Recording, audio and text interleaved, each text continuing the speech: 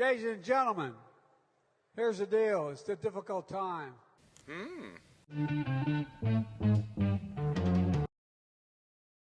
И раз, два, три, семь. Всем здрасте, всем добрый вечер, добрый субботний вечер. Так, Телеграм чуть попозже уберется, пока QR-кодика. Начинаем активно его рекламировать. Вот. Ну, не очень активно, как хотелось бы. Но, может быть, чуть попозже сделаем это чуть активней. Итак, господа, streamkub.ru. Мы сегодня продолжаем жизнь и страдания товарища Бронте или Бороданте. Так, Максим. Барбаранте. Да, вот, все. Я тебя включил, Максим, оказывается. Собственно, Павел и Максим в эфире. Викторович. Павел Максим Викторович. Павел Максим Викторович. Бля, я что-то я закрыл. Что там? Как-то оно так. Вот. На самом деле, а что ты закрыл? Ты все должен открыть. Все должно быть видно, все должно быть прозрачно. Как никогда раньше. Все нормально, все, трансляция везде идет. И мы еще, к слову, сегодня что-то на Рутуб запустили. Пока что-то непонятно там. Кто там вообще? Рутуб? Алло, ты живой? Он мне показывает 5 зрителей. 5 миллиардов зрителей, бля, из Китая. Вот. Короче, на самом деле, что сегодня вообще должно было быть? Я вообще понятия не имею, блин. Что Нет. сегодня? Сегодня должно быть что? Вот ты мне сам предлагал. Короче, вчера такой скидывает мне картинку, говорит, давай фаб-симулятор постримим. Я говорю, ты чё? Какой нахер? Я даже пиво купил специально для этого. Специальное фапательное пиво вот Максим купил. Да. Вот. Но нас может и YouTube заругать, и монетизацию выкинуть в очко куда-нибудь. Вот, Вот я сейчас расскажу, как это... Ой, сейчас часы у меня заряжаются. Тут надо что-то сделать. мы начинаем, как обычно, это с перекура, так Да. что нормально все. Я свет в ебло включил. В общем, вчера что-то надо было что-то постримить. Я захожу в Steam, смотреть, что у меня там есть. Захожу в магазин. Он мне первым выдает это OnlyFans симулятор, блядь. Я такой, чего нахуй? Так, а я звук сделал у игры. Вот, дальше захожу, а этой хуйни 3 части, блядь. 3. У фаб-симулятора? Да, то, что я скрин кидал, это 3-я часть. А еще первая, вторая, еще там какая-то хуйня, это Фури симулятор, вместо девки это как его там. Фури, короче, животное, которое. Ник Фьюри. Это который Нига. Так вот, я, короче, говорю, нет, не будем. Я и так же могу, в принципе, рассказать всякое о кончающих женщинах на лавочке, например, и насколько это громко. И за это тоже нас YouTube может наругать. Но я же не буду этого делать. Могу видео всякие тоже. Интересно. Ну, а не час, нет. Это, конечно, я показывать не буду. Это мое. Это мне. Вот, поэтому как-то вот так вот. Так. Настраиваемся на всякое. Сколько Бронте не было, наверное, когда первый стрим, наверное, было пару недель назад, да? Я так думаю. По-моему, позавчера. Нет, в понедельник или во вторник у нас это Сан-Андрес был. Короче, до этого Sleeping Dogs был, потом что-то еще было. Короче, когда-то там был Бронте, и сейчас мы еще будем немножечко вспоминать, как вообще озвучивали вот это вот все. Вот, и к чему это вообще может привести. Вот я не знаю, сейчас... Я помню, мамку озвучил, но не помню как. Я помню то, что сестра вот эта зверюга у нас получилась такой лютой, прокуренной алкашихой, наркоманкой. Вот. В, О, хуй знает, где ты там услышал такое. в какой-то степени. Нет, ну как услышал? Вот, в моем переводе она такая получилась. Ну ты, значит, у тебя неправильный язык работает, Павел. Он работает правильно только в одну сторону, в сторону кунилингусей. Вот. Одна женщина Гусей? может подтвердить. Так, ну что, давай я тут это... так, сейчас нужно, во-первых, убрать Telegram. Ссылочка в описании, если что, есть. Открой там Рутуб у себя еще на всякий случай. Вот. И ссылочка в Зачем? описании... Да, открой. Это Да, ссылочка... открыл. Я Вот. там писать ничего не могу. Вот. Я вижу, там что-то как ранжировка вроде есть какая-то, зритель. Ладно, господа, там, если вы там живые, если это не сам Рутуб нагоняет вот, количество зрителей, если вы живые, там Да, да, напишите. помнишь, мы это Нет. с Лики сотрудничали. Слики, да, и еще, ну, и что там было? Ну, они ж, бля, на каждое видео нагоняли. Да, да. Попугаи своих. Да, вот этих своих ботов. Еще я помню этот Кибергейм, такой ресурс был. Там, короче, как только стрим запускаешь, там у тебя фиксированное количество зрителей. Вот, и поэтому я тоже так, господа, там в течение стрима, я не знаю, что-нибудь отпишите на этом Рутубе, чтобы нам было ясно, чтобы понимать, вообще имеет смысл на Рутуб вот это вот все пускать или не имеет.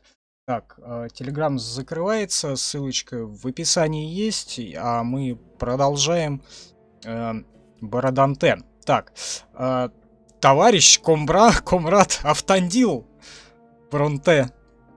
Броданте. Ну, не, нормальное имя, я считаю, правильно же? Мы закончили... Подожди, какой месяц? 9 месяц? Или 10? Короче, поставил я его, получается... Да, вот это я сладенький проверял. 29-го, а начали мы его 15-го 10-го. Точнее, 14-го 10-го. Нормально так. 5 утра. Да.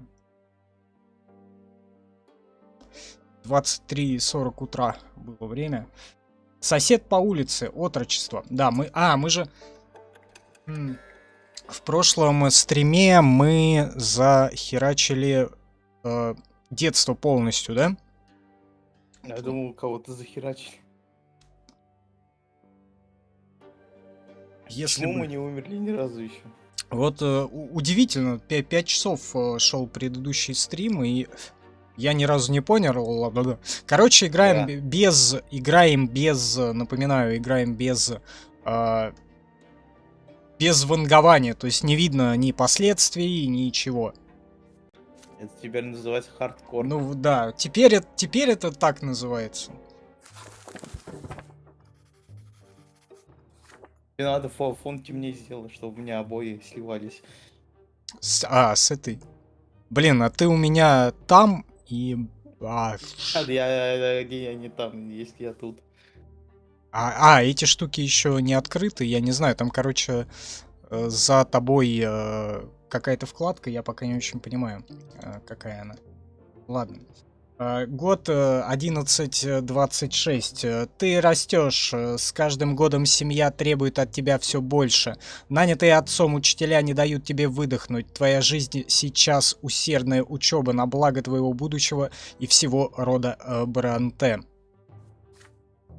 Вслед за тобой растет и младший брат Натаныч. Натаныч же? Натан Драки. Был же такой у нас еврей. Всем известный. Да? Натаныч. Натан или Натан. Короче, Натан будет. С ним теперь уже... Я не помню просто, как мы его окрестили в том стриме. С ним теперь... Натан, как еще? Наверное. С ним теперь уже есть о чем поболтать. Ты никогда не отказываешь брату в просьбе поиграть, когда находишь время между изнурительными уроками. В тот дождливый день... Блин, вот эти вот аудио составляющие, вот это прикольно, короче. Вот страница меняется, то гром такой грянул, там дождь слышится. Вот это вот прикольно. В тот дождливый день родители уехали на прием, оставив тебя приглядывать за младшим. Ты засиделся за книгами в гостиной, и Натан ушел прыгать по ручьям в одиночестве. И вот брат зовет тебя снаружи, он стоит на крыльце, весь в грязи. Так, сейчас, секунду. В говне, блин. Весь в грязи, в говне по глотку и хнычет.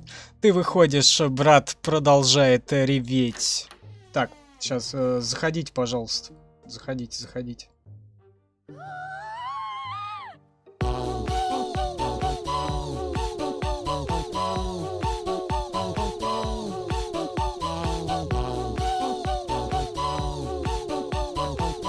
Надо урезать вот эту вот музыку.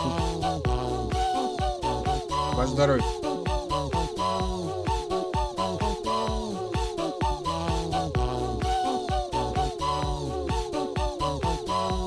Это вот все. Хуяси, рогатому пидору привет. Ну да, вот такие вот подробности внезапно раскрываются, но не полностью, ну, по понятным причинам. Спасибо за 500. Рогатому вот это вот все, типа того. Так, сосед по улице. Натан Бранте. Там. А кто его... Подожди, а кто его озвучивал? Ты. Я? А как я его озвучил? Точно не я. А как я его озвучил? Я не знаю, он, по-моему, не разговаривал еще. Он ж пиздюком был и не разговаривал до этого, да? Все эти годы. Я помню то, что он больной хер слабый. Все эти годы он не разговаривал. А тут решил поговорить. Блять, как он? Там. Но он же пиздюк? Там. Там был мальчик, он толкнул меня в канаву. Я обозвал... Розовым. Обоссал. Обозвал разодетым дураком. Я сказал, что позову брата. Он все еще там, накажи его, Автандилов. Гачи-мучи, блядь. Натан указывает на покосившийся деревянный дом ниже по улице. Там начинается жилище мещан, из тех, кто победней. У порога торчат двое мальчиков, оба явно из простого сословия, хоть и не бедняки. Надо микрофон повернуть. Да. Ты в задницу говоришь? Ну, у меня повернут немножко было, оказывается. У порога торчат... Так, это я уже... Нет? Я не знаю, ничего. Кого? Да. Один ростом чуть ниже Натана, такой же смешной, насуплен. Да. Один ростом чуть ниже Натана, такой же смешно насуплен. Не, ну мы же тут и пишем. Все-таки аудиокниги, блядь. Второй постарше, выглядит твоим ровесником, но выше и шире тебя в плечах. Ты уже слыхал его имя во дворе. Томас. Или Томас. Томас. Томасина. Макасина. Как помнишь, в этой мафии второй был такой Генри Макасины. Ладно. Вот! Автандил! Это был он! Бля, похож на этого... Какого? Который первенство хотел, этот... Карабас-Барабас-то, блядь. Ну, гоблин. Гном. Лепрекон. Не помню. Короче. Указав на младшего из мальчиков, Натан прячется за твою спину. Томас ухмыляется и закатывает рукава, обнажая широкие предплечья. Судя по всему, он уже давно помогает в доме с тяжелой работой. Томас Гера. Гера? Гера. Хмурый. Томас Хмурый. Я не знаю, кто же это будет. О. Геры? Будешь Томаса Геру? Не буду. Не будешь? Или буду. Я думаю, какую интонацию. Если я пока думаю. Я не знаю, он же этот рабочий парень с завода. Он же с плантации сошел.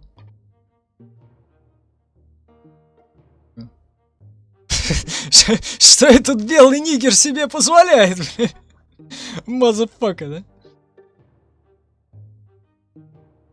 Слушайте, богатея! Как-то так, наверное. Нам ваше общество даром не сдалось. Никто не смеет называть наш дом вонючим крысятником. Канаву и купание в ней... Чего? Чё? Канаву и купание в ней твой мелкий заслужил. Типа того, наверное. В следующий раз оденься поскромнее. И не поли... И не... Чего? Чё, блядь, происходит? А, оденется, ёб твою мать. В следующий раз оденется поскромнее и не полезет к тем, кто может в грязь его кинуть. Кулаки сжимаются сами собой.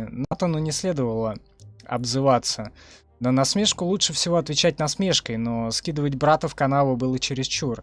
Томас держится уверенно, он не видит в тебе угрозы, ты уже почти готов встать в стойку. Тут за рукав начинает кто-то тянуть. Это Натан, виновник происходящего.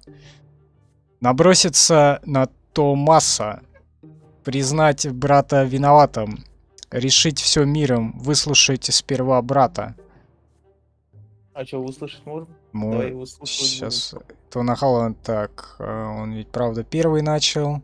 Ты пытаешься договориться, что так, выслушать сперва брата. Натан Бранте, благодарность. Натан все сильнее тянет рукав, он явно хочет что-то тебе сказать. Ну, давай выслушаем. Почему нет? Сосед по... А, ну это, да, это оно тут всегда. Натан дергает за рукав все сильнее, ты оборачиваешься к нему. Не дерись с ним, посмотри, он же огромный. Пойдем домой. Ну их, ты совсем вымок. Томас Гера. Томас Гера, короче. Героиновые, белые друзья. Послушаешь младшего и уйдешь как трус. Вы все вы все богатеи. Такие, только кудахтать можете. А как отвечать за себя, так сразу домой к бабочке бежите. Ты не выдерживаешь и с размаха бьешь обидчика. Мальчуган, не ожидавший такой яростной атаки, отскакивает назад. Миг, и он уже собран и готов к ответу. Кулаки около лица. Быстрый выпад. Теперь уже ты делаешь шаг назад. Тяжело дыша от гнева, вы начинаете обмениваться ударами. Младший, открыв... Младший, открыв рты, восхищенно таращится на вас. А чё? Встал в стойку, проходит двойка. И вот это вот все. В ударах Томаса никаких лишних движений, грязных приемов, глупых насмешек, только умение, отточенное уличными драками, тяжелые кулаки метят в лицо. Раз за разом ты уворачиваешься, пытаешься его достать. Пара ударов приходится по Томасу вскользь. Он их... Томат, блять. Он их даже не чувствует. Какой здоровый, в каждом следующем твоем замахе все больше злости. Ну, нормально. Сердце стучит очень громко. Мир сузился до тебя и твоего противника. Сколько это уже продолжается? Ты устал, дыхание сбивается, мышцы наливаются тяжестью. Чувак, это рэпчик, блядь. Нельзя сдаваться, на тебя смотрит Натан. В отчаянии ты бьешь Томаса в нос со всего размаха и тут же пропускаешь удар в висок. Будто удар огромного колокола, на мгновение ты теряешь зрение.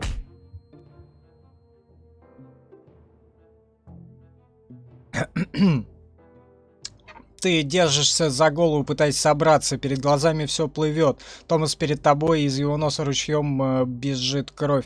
Драку уже как-то не хочется продолжать. Кажется, твоему противнику тоже. Вы из-под смотрите друг на друга. Вдруг над вами раздается возмущенный окрик. С крыльца вам грозит кулаком разгневанный мужчина в рабочей фартуке. Лицо Томаса мгновенно искажает страх. Томас Гера. Мой отец, бежим! Беги, сука, беги! Джонни! Они на деревьях, блядь! Вот это вот все. За драку вас положено высечь. Это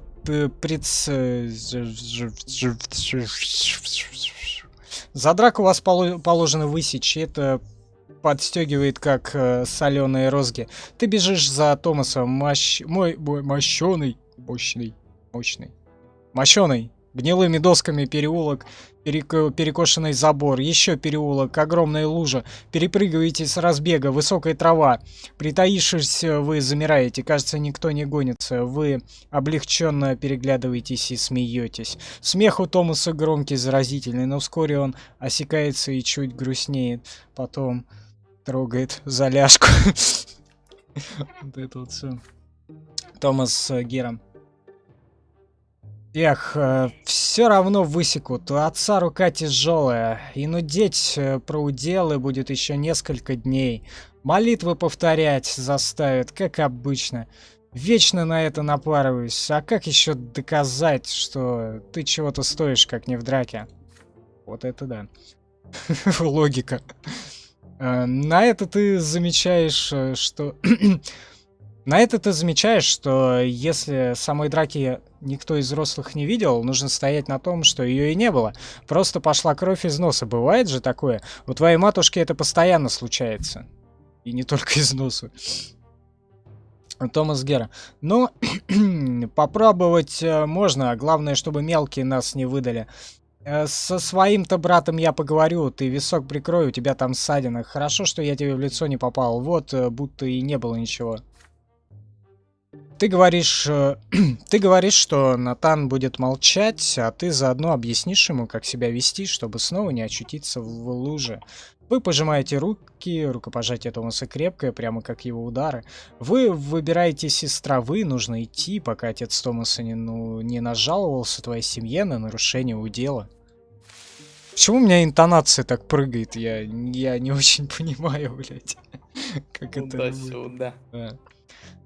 Место, где вы прятались, вроде бы и близко от дома, но тебе совсем не знакомо. Ты говоришь об этом Томасу. Вы. Тот оживляется и расплывается в улыбке. О, я много таких мест знаю. Давай так, если обойдется сегодня, приведу тебя завтра к старой крепостной стене. Там есть одно местечко, можно свою крепость возвести. Я уже и досок туда натащил. Правда, одному строить как-то грустно, а мелкий не помогает. Больше под ногами путается. Ту-ту-ту-ту. Вы идете обратно по грязным переулкам, связанные общим секретом. Кажется, сегодня у тебя появился друг. Томас Гера, отношение плюс раз. Спокойствие, единство. Способен на поступок. Запас сил. Пополз вверх. Год 1000... Я там что-то пропустил, нет? Где? Ладно, бог с ним. Я просто в левую часть не смотрел, может быть, я что-то там упустил. Знакомство с Томасом, год 1126. У тебя появился друг, мальчик по имени Томас. Блять, Томас, хуй знает. 1127. 9 лет. Лихие кони!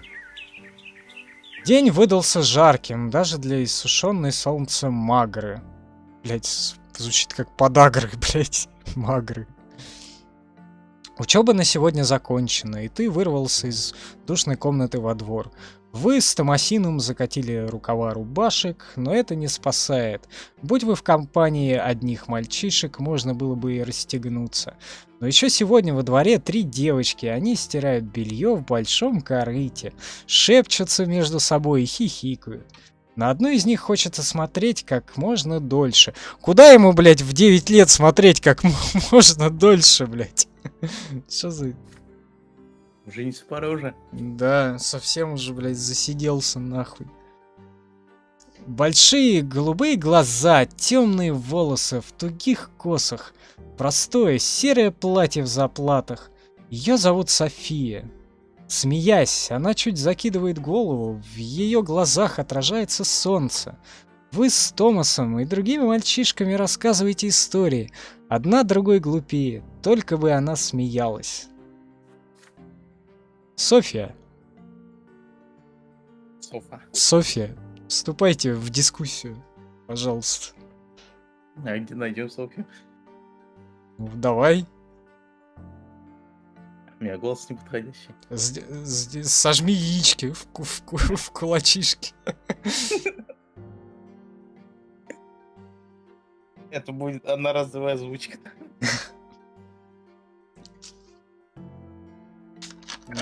Я просто не знаю, как...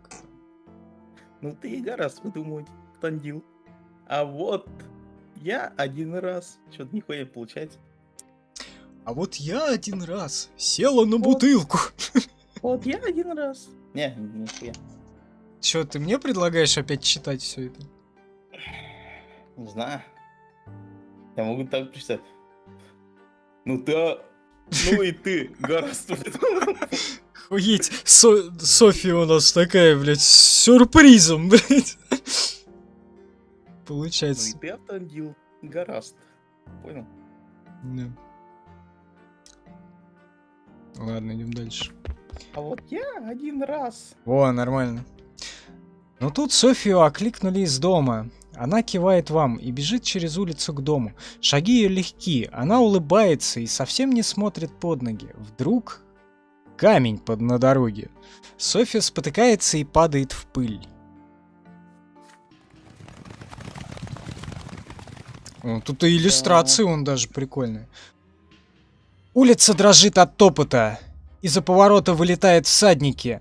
Ты узнаешь герб на знаменах. На изумрудно-зеленом фоне черная змея, клинок. Эти сами меланиды, род герцога вашей провинции. Кони несутся вперед. Под копытами хрустнула чья-то деревянная игрушка. Всадники даже не думают замедлиться. Это перед ними, дворянами. Все должны расступаться. На их пути... На их пути поднимается с земли Софья. Ее мать, прижавшись к калитке, отчаянно зовет дочь. Ты замираешь в ужасе. Неужели всадники не видят ее? Они остановятся или пронесутся прямо по ней? Еще пара мгновений, и эту чудесную девочку снесут, растопчат, задавят. Остаться на месте. Ты и ссаться в трусики, блять, как все мы. Давай будем погибать молодым. Да, буду погибать молодым. Вот это вот. Заслонить Софью от коней. Ты бросаешься на дорогу в слепой надежде остановить всадников. Так, сейчас Котопес заходить, пожалуйста.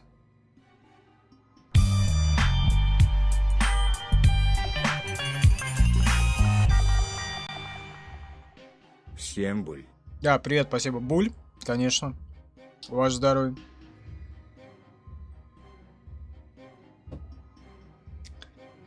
Ты бросаешься на дорогу и машешь руками, что из сил. Топот копыт оглушает. Они так близко, что все тонет в пыли.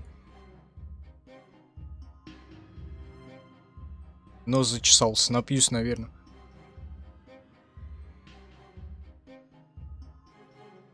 Блин, а есть чем? Кстати говоря, в натуре есть.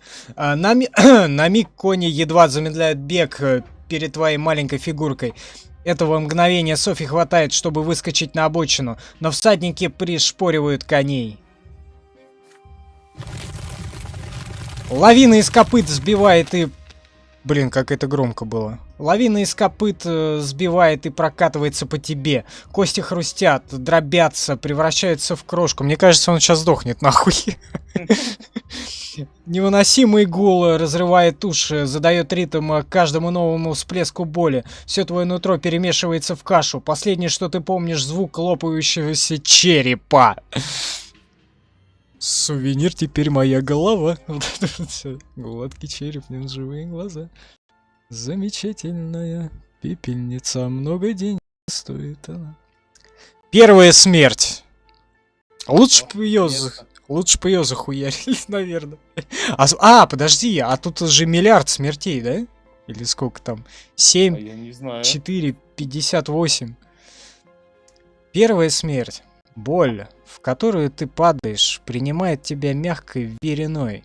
Легко, свободно, никакой скованности, только свет окутывает тебя своими объятиями, тепло, надежно. Тебя несут волны, они ласково касаются и обволакивают то, что раньше было твоим телом. Не похожее ни на что, абсолютное, полное чувство. Прикосновение к чему-то большему.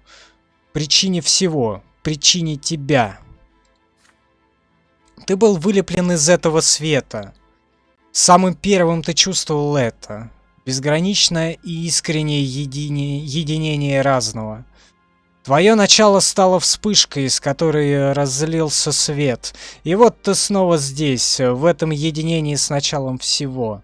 Свет, исходящий от тебя, подобен свету сияющего столпа. Ты видишь его, как всегда, на севере. Волны света несут тебя к двум фигурам. Старший стоит ближе. Он готов принять тебя к себе. Он мягок, мудр, добр и светел. Младший в отдалении. Ты еще не знаешь, что он такое. Волны останавливают тебя у ног старшего. Он скля, блядь. Да. Он склоняется над тобой и легко касается губами твоего лба.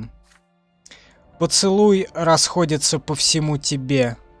Тебя охватывает восторг, счастье, которому нет равных. Ты существуешь, ты такой один. Больше подобных тебе нет. Они знают это и любят тебя. Ты никогда не будешь один. Ты их часть, часть своей семьи, часть мира. Боги никогда не оставят тебя, они всегда смотрят за тобой. Старший легко касается тебя, распростертого на волнах. Он отправляет тебя дальше по реке света. Вперед, к вершине раскидистой кроны белого дерева. Древа или дерева, да похуй. Чем ближе ты к кроне белого дерева, тем тяжелее становишься. Волны тянут тебя вниз по его стволу. Но ты хочешь уходить, но ты не хочешь уходить из этого теплого и мягкого, из этой любви. Ты оглядываешься, старший все еще смотрит тебе вслед. Он кивает, все так, как должно быть. Иди, твое время еще не настало. Тебе пора вернуться в мир. И пока ты падаешь вниз в свое тело, ты постигаешь истинный смысл своей малой смерти. И открываешь да. И открывшейся тебе божественной любви. Любовь существует не только здесь, в посмертии. Она внутри всего божественного замысла, по которому устроена земная жизнь. Как эта любовь дана тебе в земной жизни? Это вопрос был, да. Как эта любовь дана тебе в земной жизни? Короче, нужно выбрать что-то. Можно помолчать. Империя. Создав империю, боги позаботились обо всех живущих. Империя дает тебе... Я не вижу просто, что там за слово. Империя дает тебе место в мире и связь с другими.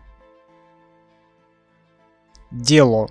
И боги любят тебя настолько, что позволяет менять сотворенный что-то там мир, влиять на него своими делами. Каким бы ни было дело, жизнь твоей любви и близнецов. Ты сам. Самое существенное, что может быть высшим выражением любви. Каждое твое чувство, мысль, поступок существует. Да. Удел, ясное предназначение в мире. Любовь всегда живет в родной крови, с родными... Короче, я думаю, дело надо выбирать. А я не знаю, чё удел семья, кого ты сам молчать. Чё? Да.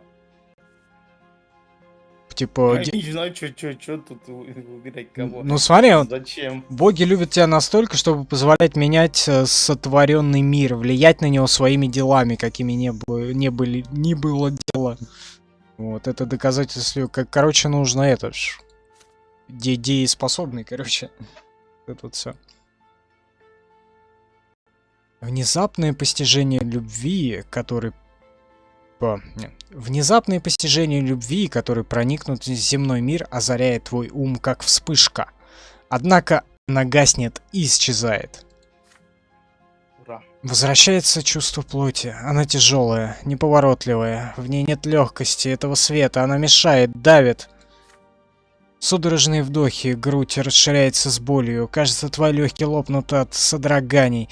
Их заполняет затхлый запах гробницы, отвратительный, но такой настоящий.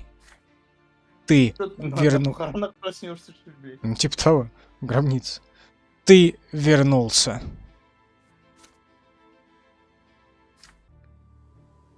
Ты... Ты заново ощущаешь светлое тело, руки, ноги, голову. Повинуясь воле, которая сильнее твоей, свет вокруг тебя гаснет. Ты возвращаешься в мир. Таков закон близнецов. Пока не настало время твоей истинной смерти, ты будешь возвращаться к жизни, где у тебя есть тело, а вместе с ним боль, страдания, наслаждение. Неприятный влажный запах. Ты открываешь глаза, в полумраке гробницы видны фигуры матери и отца. Они вполголоса о чем-то говорят. Твой вдох обрывает их разговор. Матушка бросается обнимать тебя. Отец набрасывает на тебя свой плащ. Не говоря ни слова, они ведут тебя из гробницы домой.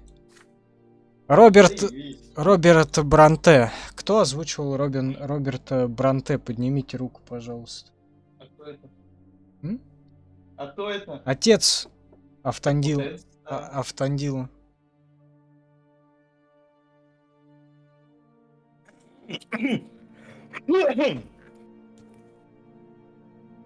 Сын, с тобой случилось ужасное.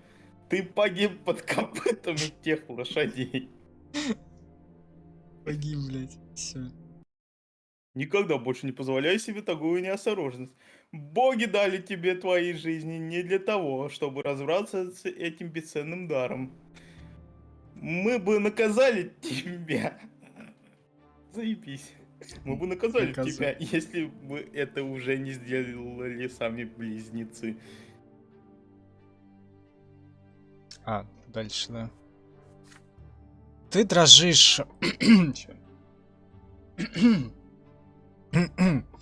Ты дрожишь и делаешь шаги с трудом, заново привыкая к своему телу. Оно необыкновенно гладкое, свежее, даже исчезли недавние царапины и шрамы. Только на левой руке добавилась черная полоса, отметина от малой смерти под копытами лошадей. Лидия Бранте, пожалуйста. Лидия. Лили. Помни, что в милости близнецов всем отведен свой срок на этой земле. Если человек умирает раньше назначенного срока, это будет лишь малая смерть. 3 раза каждый может испытать судьбу, только 4-я смерть станет последней для любого. 4-я, да? Последняя получается смерть. Что-то упустил, подожди. Не знаю. Да, 4-я смерть. Да. 4 смерти. Дальше, Лидия. Утратить одну из... А что случилось? Она дальше продолжает. Утратить одну из дарованных тебе жизни — это тяжелый удар. Но боги велят нам не скорбеть об этом. Поэтому все мы смиренно примем то, что случилось. Видишь, и тело твое переродилось заново. Даже следов от этого ужасного случая не останется. Означает ли это, что он вновь девственник? Хотя, подожди, 9 лет. Блять, я что-то это... Лидия? Баранте.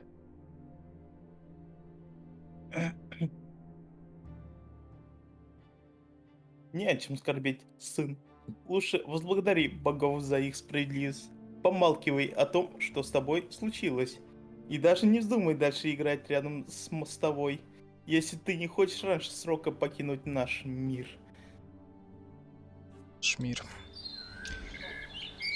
На следующий день ты с опаской выходишь во двор. Тебя окружают соседские дети. Все они видели, как тебя растаптывают кони, и... Все они видели, как тебя растаптывают кони, и теперь наперебой спрашивают, каково это — умереть? От надоедливых расспросов тебя спасает Томас. Он расталкивает собравшихся, обнимает тебя и хлопает по спине. Ну ты даешь, дружище. не пожалел целой жизни, чтобы девчонка успела отскочить. А вот и сама София. Она смущенно стоит неподалеку, не решаясь подойти к тебе. Затем она все же набирается храбрости, делает к тебе шаг и начинает быстро говорить. София. Блядь, как мне быстро говорить? Ну можешь не быстро. Юбой. Задил, зачем ты бросился на коней? Разве она моя жизнь дороже твоей? А, погоди, ну пиздец нахуй. Они уже чуть по 4 раза умирают. Разве она моя жизнь не дороже? А, разве она моя жизнь дороже твоей? Ты не должен был из-за этого умирать. Это все эти всадники виноваты. Вот кто заслуживает смерти, а не ты. А-а. Да. Голос Софии срывается. Она вдруг замолкает, убегает в свой двор. Тебе остается только проводить ее взглядом. Издали видны только золотистые отблески солнца в ее тугих косах. Отношение плюс раз. Ой, еще что-то тут. Благородство плюс раз. Находчивость плюс раз. Духовность, запас сил минус раз. Минус 5. Способен, но все еще способен на поступок, между прочим. Даже после вот этого. Умерший однажды. Погибший малой смертью ждет перерождение. Погибшего истинной смертью ждет суд близнецов. Спасение Софьи. Событие произошло. Спасти Софию. Ты спасаешь соседскую девочку Софию от малой смерти. Ну, хорошо, наверное. А может и не очень. А мы с ней это потом туда-сюда? На этой самой, на лавочке. И не только на лавочке. Да, и не только там. Если вы понимаете, о чем я. Год 1128. Осень. Недра шлюх. Что, блядь? Недра и порох. Каких, сука, шлюх? Что, блядь, у меня в голове происходит? У меня, видимо, какой-то альтернативный сюжет. Недра и порох. После страшного случая с конями Софья куда-то исчезает. По рассказам ее подружек, родители отдали девочку в услужение какому-то богатому дворянскому роду. Вы так и не видите друг друга с того самого дня. Но глаза Софьи, в которых сияет солнце, врезались в память надолго. Жизнь неумолимо продолжает свой ход. Тебе 10 лет. Благодаря урокам ты все еще узнаешь о месте, где живешь. Город Анизотти-Сыром, древний город имперской провинции Магра, расположен посреди выжженной пустоши. Земля Магры давным-давно была... Почему Магра, я не знаю, как это называть, я буду называть это по-разному. Так же, как Анизотти-Сыром. Земля Магры. Подагры. Давным-давно была испепелена заклятиями еще во время восстания герцога Чара Миланида. С тех пор искусство магии почти пропало, но опаленная колдовским огнем почва все так же бесплодна. Мы будем магом? Магом, да. 80 уровня. Фаерболы кидать. Это вот тоже можно. До сих пор по всей провинции с трудом приживаются растения, дуют злые ветра, попеременно налетает то жара, то холод. Так легко и непринужденно просто. Нихуя не приживается, блядь. И все хуёво, все в говне, блядь. Плодородную землю приходится привозить сюда бесконечными обозами. А чтобы было чем расплачиваться за пищу и чернозем, города Магры вынуждены были обрасти промыслами, главным образом шахтами и карьерами. В них добывают металлы и камень. Осенью в карьере за городом раздался грохот и повалил густой дым. Сперва это напугало горожан, но грохот стал повторяться каждый день. Со временем все к нему привыкли. Отец рассказал тебе, что это работники шахт используют новое изобретение — порох. С его помощью можно быстрее добраться до глубоко залегающих пород. Однажды город сотрясает оглушительный взрыв. На дома опускается черное облако дыма. Из домов никто не выходит. Все сидят за плотно закрытыми ставнями. Дышать невозможно. Натан то и дело заходится кашлем. Вы с Глорией терпите, иногда украдкой покашливая в рукав. Лишь бы матушка не услышала, а то заставит дышать под травяными отравами, отварами, как Натана. Спустя пару дней дым рассеивается, и снова можно выбираться на улицу, повидать друзей. Томасу не терпится рассказать, что он знает о случившемся. Томас Гера. Знаешь, сколько обгоревших людей в Знаешь, сколько обгоревших людей в городской храм принесли? Мне мать рассказывала, она там помогала лекарям. Слухов ходит много. Кто-то говорит о пробудившемся чудовище, кто-то утверждает, что всему виной уцелевшие маги, чья-то проклятая сила до сих пор угрожает порядку в империи. Но ты терпеливо дожидаешься, когда дома появляется отец, чтобы расспросить его об этом бедствии. Отец же день и ночь пропадает на службе в префектуре, матушка целыми днями молится. Спустя неделю отец наконец приходит домой. Чё, неделю там, блядь, сидел, работал нахуй. Просто, блядь, в префектуре. Заебись график. Спустя неделю отец наконец приходит домой. Он страшно вымотан. За ужином ты осторожно спрашиваешь, что стряслось за городом. Отец поднимает уставшее, посеревшее лицо и начинает вещать, будто сквозь тебя. Роберт Браданте. Это хохлы. Пришли, да. Что, шахты на Донбасс? Были. Ну да.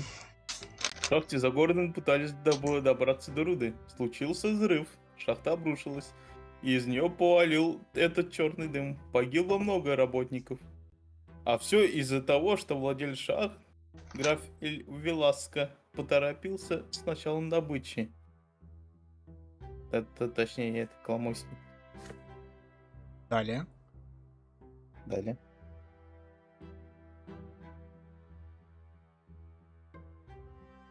Некоторые из погибших так и не возродились.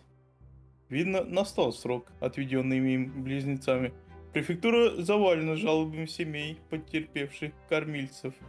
Все просят помощи у судей. А еще из-за дыма у многих граждан погиб домашний скот. А у животных нет, что ли? Дохуя жизни. Ну, видимо, нет. Видимо, это только на этих работает. Людоедов.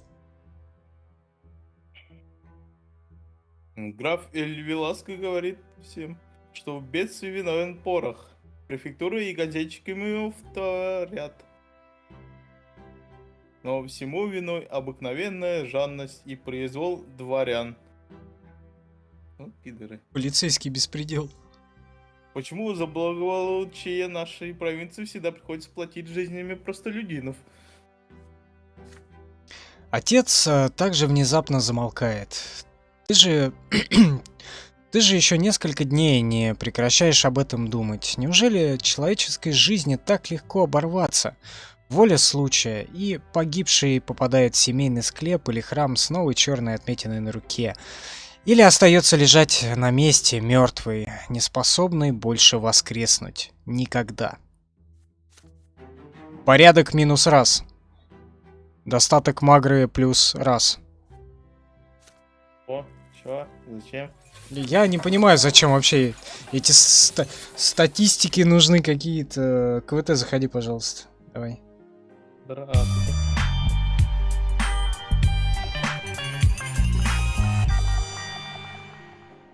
Буль. Браданте понравился. Буль. Да, я уже здоровье. Да, Браданте. Ну, такой что-то это прикольно, прям это. Такое. Прям в каком-то фэнтезийном мире вот это вот все происходит. Вот, и проживаешь как бы жизнь, типа вот эту вот жизнью жить. Вот. Но я, правда, не очень... Так, давай перекур сделаем, что ли? Да? И небольшой. Ну, я прям на месте здесь сейчас. Господа, сейчас будет Телеграм. А как же это проверить там не отвалилось, нет? А обтекатель попозже. Я пока еще не созрел, чтобы его проверять. Так, у нас перекурчик. Я созрел. Так, сейчас. Так вот. Так, нет, тогда я тебя перекрою. Я за тебя себя поставлю. Вот. Пока перекурчик организуем. Небольшой. Хотя я, наверное, тоже посмотрю, схожу, как он там. Буквально через 2 минутки 3 продолжим.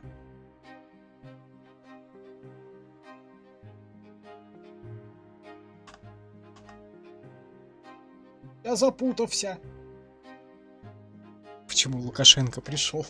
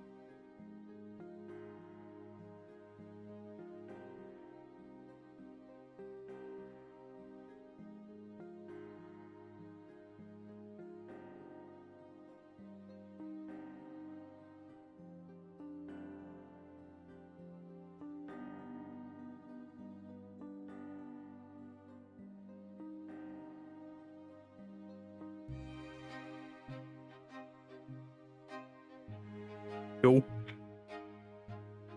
Всё, улетел смотреть свой обтекатель.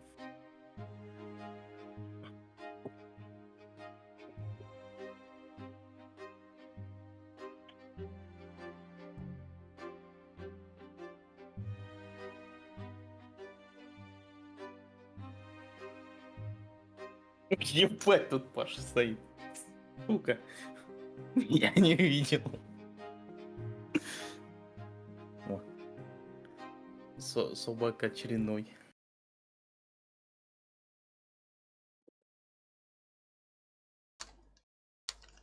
Все, проверил?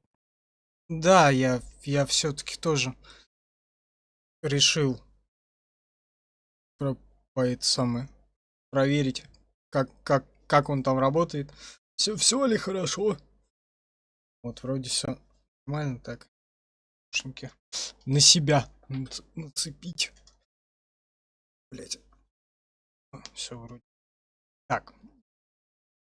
Я по-прежнему не могу все еще к ним привыкнуть вообще никак, потому что я себя не слышу ни хера в них.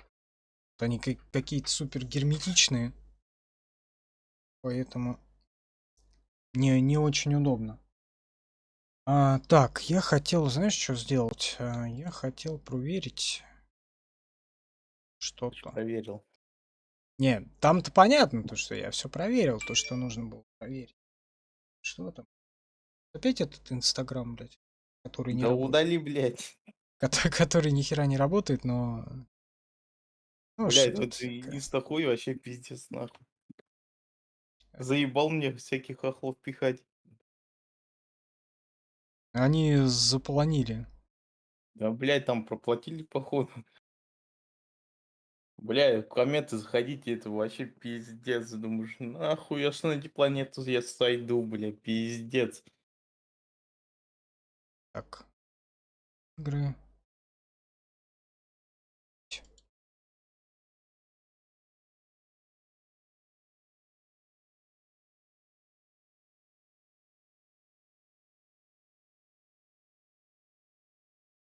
А.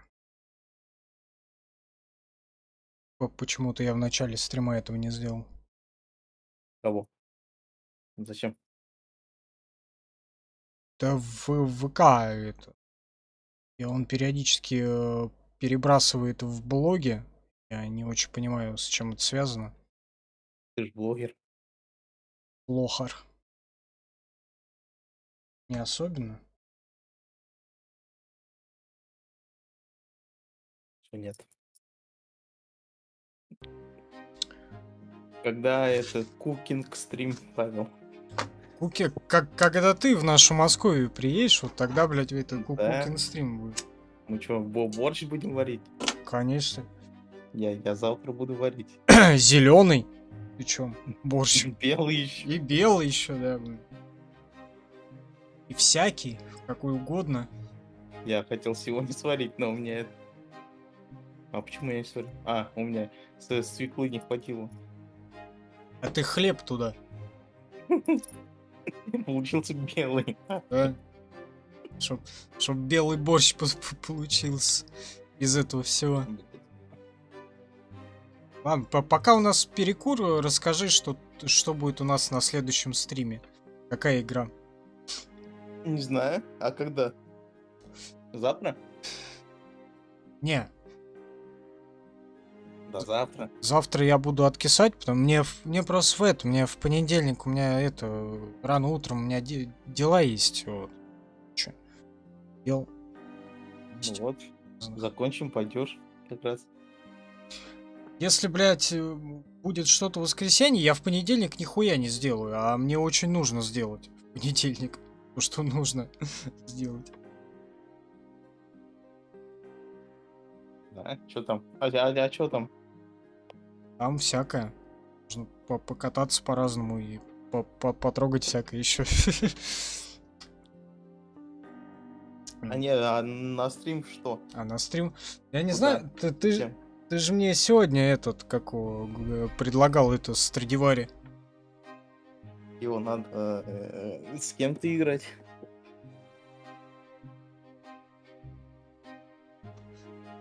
Блин, тогда не знаю. А Может- ты не хочешь. Можешь Watch Dogs, например. Нахуй. Или Мафию 3. Так и, блин, о, точно забыл, я же этот... Пап, 3 купил. Я ж плейлист не сделал под тебя специальный, а Сётер Плей. Спидруин еще надо сделать. Это... Там букет чуваши плей. О. Букет чуваши.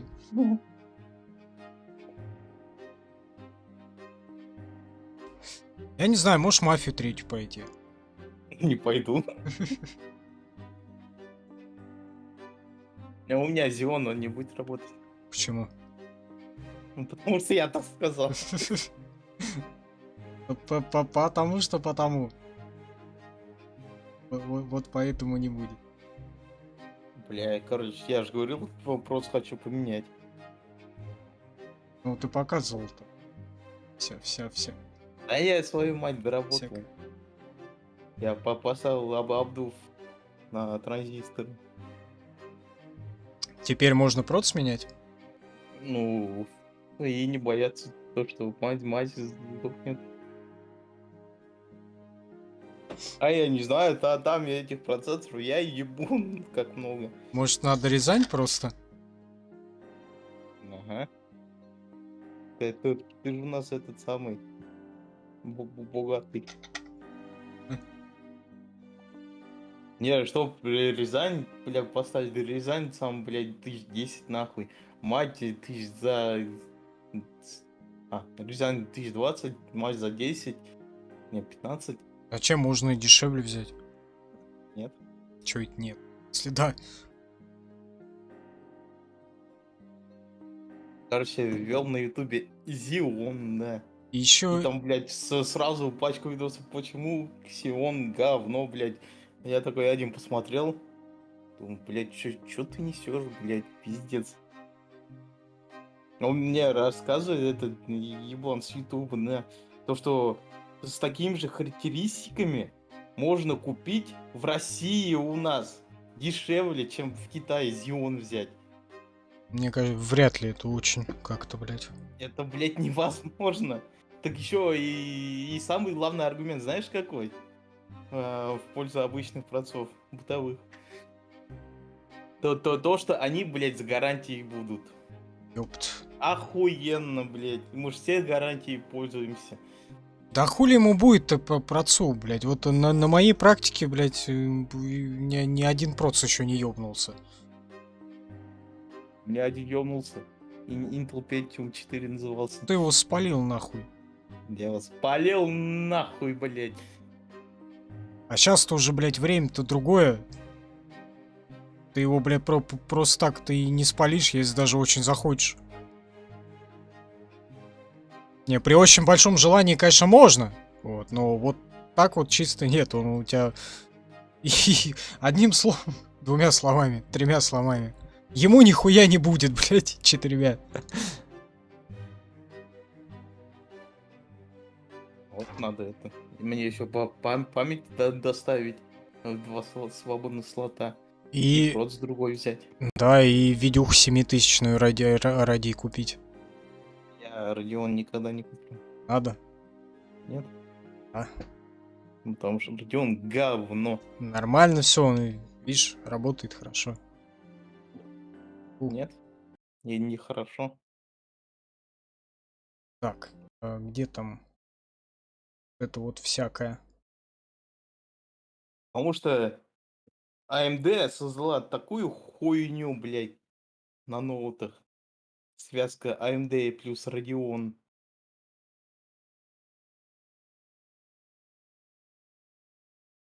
Это ужас, А блядь. это давно было.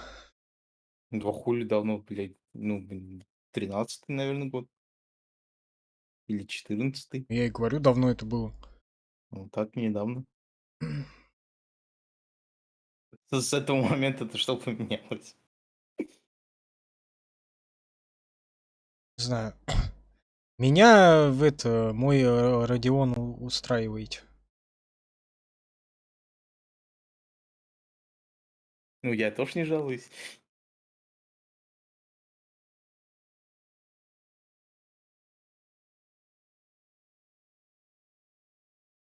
Еще такой момент, блядь, я вот смотрю этих, кто на Зевона собирает контент, да, делают. Типа память, блядь, не подходит. Вот, говорит, не надо брать, а, где 8 модулей распаяно Ну, с обеих сторон. Типа не будет работать. Я что смотрю, у меня как раз такая стоит. Я, блядь, не понимаю, если я другой прод схватну, у меня, блядь, не запускаться не перестанет комп или чё? он будет орать на тебя, блядь. Чё ты в меня засунул? Потому что, говорят, такой, блядь, не будет работать, да. А у меня он работает. Так, Я не понимаю. я вроде убрал, да? Все. С этими, блядь, сионами, прям пляской с ёблей, блядь. Я говорю, я с экрана вроде все убрал, да? Нет, нас оставил. А, ну все, нормально. Приезд Стефана. Что это? Это этот, у него же Автандила, комрада нашего Автандила, Браданте, у него же старший Бродка есть. Пошел нахуй, блядь. За обедом... Идет он нахуй за Да. обедом. За обедом отец строго наказывает тебе вечером быть дома и приготовиться к встрече гостей. Сегодня к ужину из пансиона вернется твой старший брат Стефан. Он прибудет вместе с дедом Грегором Бранте, одним из благородных друзей вашей семьи. Приезд Стефана волнует тебя. Ты уже несколько лет не видел старшего брата. Как он изменился вдали от дома? Ты с Долбоёбом больше. Ты с нетерпением ждешь гостей вместе с отцом. Звенит колокольчик. На пороге трое. Первым заходит, конечно же, дед. Он не изменился с последнего визита. Все так же презрительно оглядывает дом в поисках к чему бы придраться. Так, сейчас, секунду. Как вот? поправлю вот это вот Яичко. на башке, как которых два. Это вот.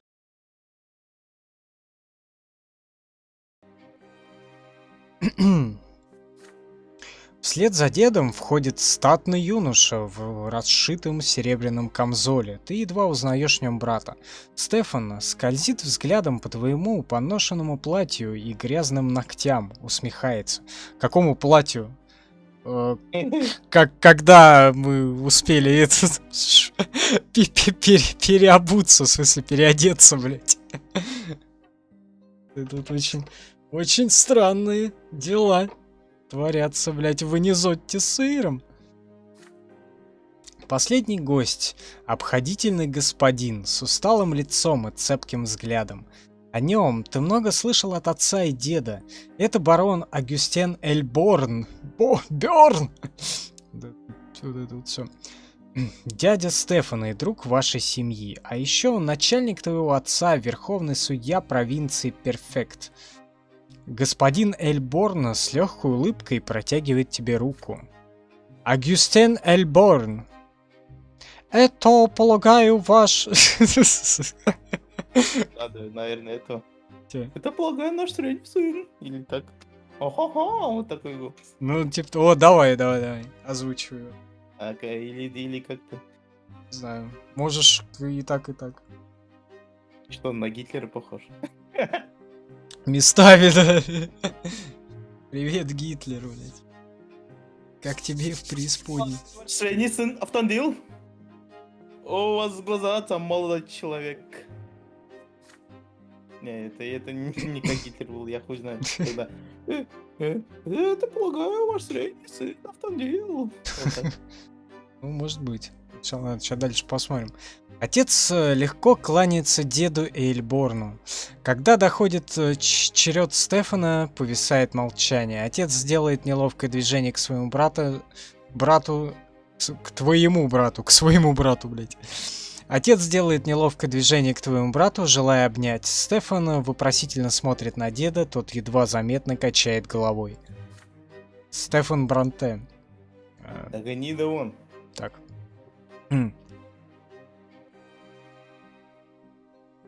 Два рядом не пристало проявлять свои чувства друг к другу прилюдно, отец, даже после долгой разлуки. Да, даже Да вот это. выпороть его надо, Да. чтоб не выебывался. Да, даже голос как у этого. Вместо объятий Стефан сдержанно кланяется. Отец с каменным лицом отвечает ему тем же. Вы проходите в гостиную. Эльборн идет первым. Он целует руки матушки и Глории. Треплет по волосам прячущегося у стола Натана. Дед мрачно кивает в сторону женщин. Дед, блять, конечно, вообще пиздец тут в этой всей истории. Вот эти шлюхи, да. Стефан Браданте. Приветствую вас, Лидия Бранте. Вы были добры ко мне, когда я был ребенком, а ты, должно быть, Натан, когда мы в последний раз виделись, ты еще едва ходил. С Глорией твой брат вовсе не здоровается. Вы чинно проходите в столовую, рассаживаетесь. Запах блюд восхитительный, но он лишь оттеняет гнетущее напряжение за столом. Только с лица Эльборна не сходит дружелюбная улыбка. Тут у бутылки должны быть эти, знаешь, как показывают у этих, у деревенщин, типа и бутылки с этим XXX, блять. Тут такая же хуйня должна быть. А Эльборн это не из GTA, чувак? Не знаю, не помню. Ну, из первой, второй, не там. Из второй. Не, я вторую. GTA. Я вторую не помню. Я помню, она там что-то там футуризм такой, блядь. Фрутуризм. Там эти на Z работать можно. На Z можно, да. Читайте, Огюстен Эльборн. Это кто? А Я забыл. это Ну вот, короче, дед приехал с братом и с А, другом ну, семьи. хуил и шишка. Да-да-да. На Гитлера похож. Эльбёрн. Лидия, стол выглядит... Лидия, стол выглядит восхитительно. Вы сами подбирали блюда к ужину. У вас утонченный вкус. Я рад, что первые годы жизни Стефан провел с вами. Женское тепло полезно ребенку в любого происхождения. Хо-хо-хо. Хо-хо-хо. Хо-хо-хо-хо. Ты застываешь, не донеся вилку до рта. От дворянина мечта можно было... Чё? А. Мечта, блядь. От дворянина меча можно было ожидать чего угодно, но не похвалы в сторону простолюдинки. Ты украдкой смотришь на деда, он словно поперхнулся. Грегор Браданте. Моему внуку гораздо полезнее было находиться в пансионе среди равных себе, блять, сука, инсульт. Агюстен Эльберн. Швайнен, вот это вот все, я не знаю немецкий, блядь. Хотя вот корни у меня оттуда. Ну вам, Грегор, семейное воспитание не менее важно. Материнское тепло не заменить. Моя покойная сестра, к сожалению, не смогла подарить его Стефану. А, ты родственник какой-то, что ли? Кто? Родственник? Ну, моя покойная сестра, к сожалению, не могла подарить его Стефану. Так получается... Короче, вот это, отец Автандила женился на Автандиловой матери. Ну, то есть, Автандил... Понятно. А до этого у отца была другая баба. Значит, ну, которая померла. Значит, получается... Значит, родственник, блядь. Ну, значит, получается, да, она его, сестра была. Разве плохо, что Стефан был внутри семьи, окруженный любовью? Или нет? Или подожди. За сюда.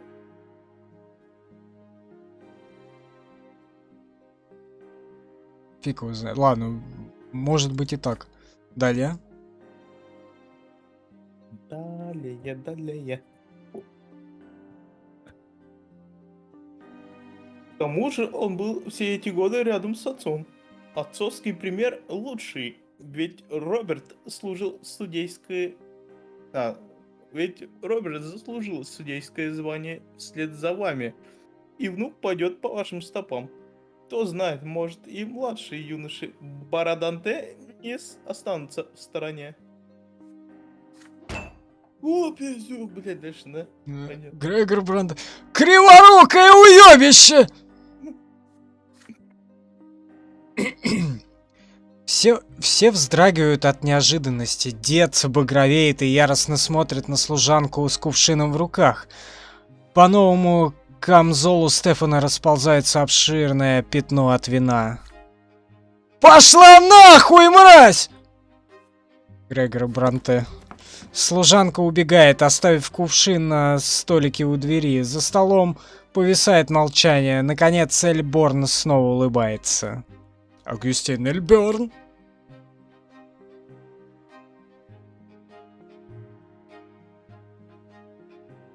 Неужели слуги покинули нас в самый разгар ужина?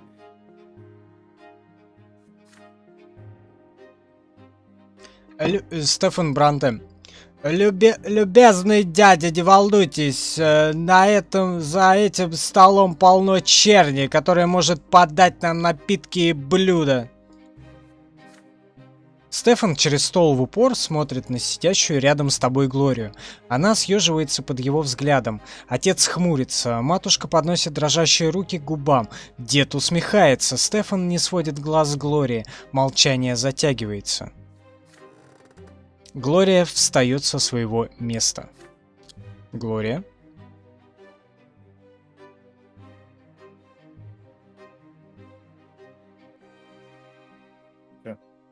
Читай. А, это же и я? Да. Ты у нас горе. Ой, если так угодно, господам Бранте.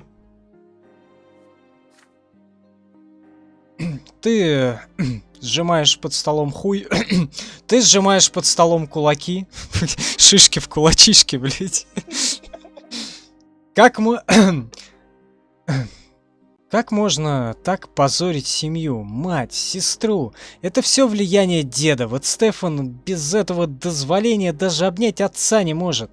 С другой стороны, они дворяне и в своем праве. Может ли этот ужин стать еще невыносимей? Можно оскорбить брата, ты дерзко выступаешь против Стефана. Можно поддержать беседу. Ты стараешься вернуть всех к разговору, будто ничего не случилось. Встать на сторону Глории. Так, кто тут? Так, чё? Издюк. Да? Да, он тут дверь, блядь, открыл. Я, Сам? Не, у меня я ее просто прикрыл. Вот. Я их сюда не пускаю. Опять же, у меня еще 3 кота к моим 2. К моим 2 одинаковым 3 разных еще приперлись. Пришли такие, блядь, как все домой, нихуя себе. Оккупировали. Белый, блядь, заплыл. Да. Оккупировали, понимаешь, блядь, другую комнату. Он живут там, нахуй. Он выходит пожрать, он это, сейчас, блядь, ко мне что-то приперся один из них. Охуеть ты. Сидишь там. Вот. Так, встать на сторону Глории. Ты встаешь из-за стола и начинаешь помогать сестре прислуживать за столом. Что делаем? Поддерживаем сестру? Ой, не знаю. А мы же ее вроде всегда поддерживали с самого этого. Ну, вообще, да, Глорику-то. Потому что это реп-группа у нас. Реп-группа, да. Это, чувак, это репчик. Давай встанем на сторону Глории. О, бокал! Надо выпить. Да. Помедлив, ты снимаешь с колен салфетку и встаешь вслед за сестрой. Спустя мгновение скрипит другой отодвинутый стул. Это матушка. Вы втроем подливаете вино и воду в бокалы, разносите кушанье, убираете пустые тарелки. Эльборн! Бёрн пытается беседовать с отцом, но разговор у них не клеится. Тогда он переходит к деду и Стефану. Дед с удовольствием рассказывает об успехах Стефана в пансионе, особенно о том, как внук научился владеть шпагой. Знаете, я с детства умел шпагой владеть. Своей. Личной. Через слово дед подчеркивает, как важен твой старший брат для будущего семьи Бранте. Ты равнодушно слушаешь, меняя блюдо, прислуживая дворянам за столом. Вы с сестрой и матушкой ни разу не сталкиваетесь. Трудитесь вы безупречно, даже дед не придрался. Старый пидор. У тебя Он, наверное, кончил там уже. Ну, скорее всего. У тебя устали плечи и поясница. Тяжело Тяжело оказаться слугой в собственном доме. Но когда гости наконец уезжают, матушка и Глория с облегчением обнимают тебя. Ты не пренебрег родными и разделил унижение вместе с ними. Выдержка, которую ты проявил, придала тебе новых сил. Глория, отношение +1, +2 симпатия. А что будет, когда на полную? Это типа инцест? Или что, блядь? Надеюсь, нет. Запас сил +10, полон сил. Нормально. Живем. 11-29 год. Отрочество. 11 лье под водой.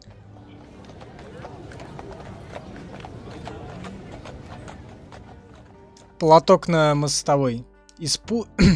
Блин, тут музыка такая, нужно спокойненько. Из пустоши на город дует сухой жаркий ветер. Благородные жители Анизотти сыром предпочитают не покидать своих покоев. Простолюдины стараются держаться в тени белого древа.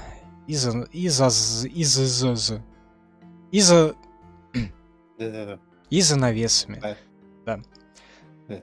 Тебя отправили в Серебряный квартал с поручением отнести письмо от отца знакомому дворянину. За компанию ты захватил с собой соседа Томаса, с которым вы уже неразлучны. Что за это? Начинается у них тут, блядь. Неразлучны. А? Браза. Браза, да. Темный оттенок браза. Надел кепку назад козырьком, Ну, блядь. девка Вот тебе пропала рыпак. же. А? Девка пропала. Да. Девка пропала. Ну, потом, может, объявится еще, хуй знает. Товарищ майор. Поручение не заняло много времени, и вы решили заодно поглазеть на жизнь благородного квартала, а не зодьте сыром. И вот ты и твой загадочный друг у старого фонтана посреди площади. Загадочный, закадычный. Загадочный. И вот, да. И вот ты и твой закадычный друг у старого фонтана посреди площади уселись на древней кладке. Крона белого древа ласково накрывает вас своей тенью. Томас лениво развалился на кромке фонтана. Чё за романтика вот это вот начинается гейская, блядь. Простым мещанам... Томас героина. Простым мещанам вроде нас приходится туго. Если пашешь, не разгибайся в мастерской, а потом надеешься, что кто-то купит твой товар, либо прислуживаешь дворянам, никакой возможности жить в радость. Ты напоминаешь, что таков ваш удел. Терпеть, работать и страдать. Томас машет на тебя рукой. Томас героина. Да я знаю, мать мне все уши этим прожужжала, мол, мы смиримся, наша сила в упорстве, вот я упорно хочу заработать состояние. Чем тебе не исполнение удела? Но с уделами не все так просто. Вот ты, Бронтер, оделся у дворянина, хоть и не потомственно. Глянь на свои руки, ты никогда не трудился так, как я. А так-то у нас один удел. Мы должны страдать одинаково. Или вот твой отец судья корпит день-деньской над делами префектуры, а ведь дворянин же. Вот не видел, чтобы так усердно работал хоть один Ракн, блядь. Что за слова такие? Аркн. Арканоид. Ты пожимаешь плечами. Аркны же не люди. Это другой народ. В книгах сказано, что они рождены править людьми. Аркн не может быть из простых. Они всегда дворяне, меча, по праву рождения. Именно Аркны и создали империю, подчинив себе племена и княжества людей на всем материке. Вы, люди, никогда не будете равным им. Аркны лучше вас, умнее, сильнее. Их голубая кожа сияет светом благородства, конечно, если верить картинкам из книг. Сам ты никогда не видел Аркна, даже издали. Аватар, что ли, блять, какой-то, нахуй. Пришел к нам внезапно. Ваш ленивый спор вдруг обрывает дюжий гвардеец в черном и зеленом. Он отгоняет вас подальше от фонтана. Не место тут, черни, прохлаждаться. Цокот копыт, стук колес о мостовую. Изумрудные гербы с черной змеей на флажках заставляют тебя поежиться. Герцогский род Меленидов. Из кареты выходит юная госпожа в роскошном платье. О, моя, это Софа, наверное, да, какая-нибудь? А что он там делает-то? А хер его знает. От нее невозможно отвести глаз. Черные волосы не спадают на грудь. На грудь. Не спадают на чуть открытые плечи. Ну, почти. Хотя вон грудя тут тоже есть. Но я знаю, где лучше. Тонкая, прямая фигура, пухлые губы, аккуратный нос и черные, как ночь, глаза. Плавные, грациозные движения. И самое поразительное, небесно-голубой оттенок ее кожи.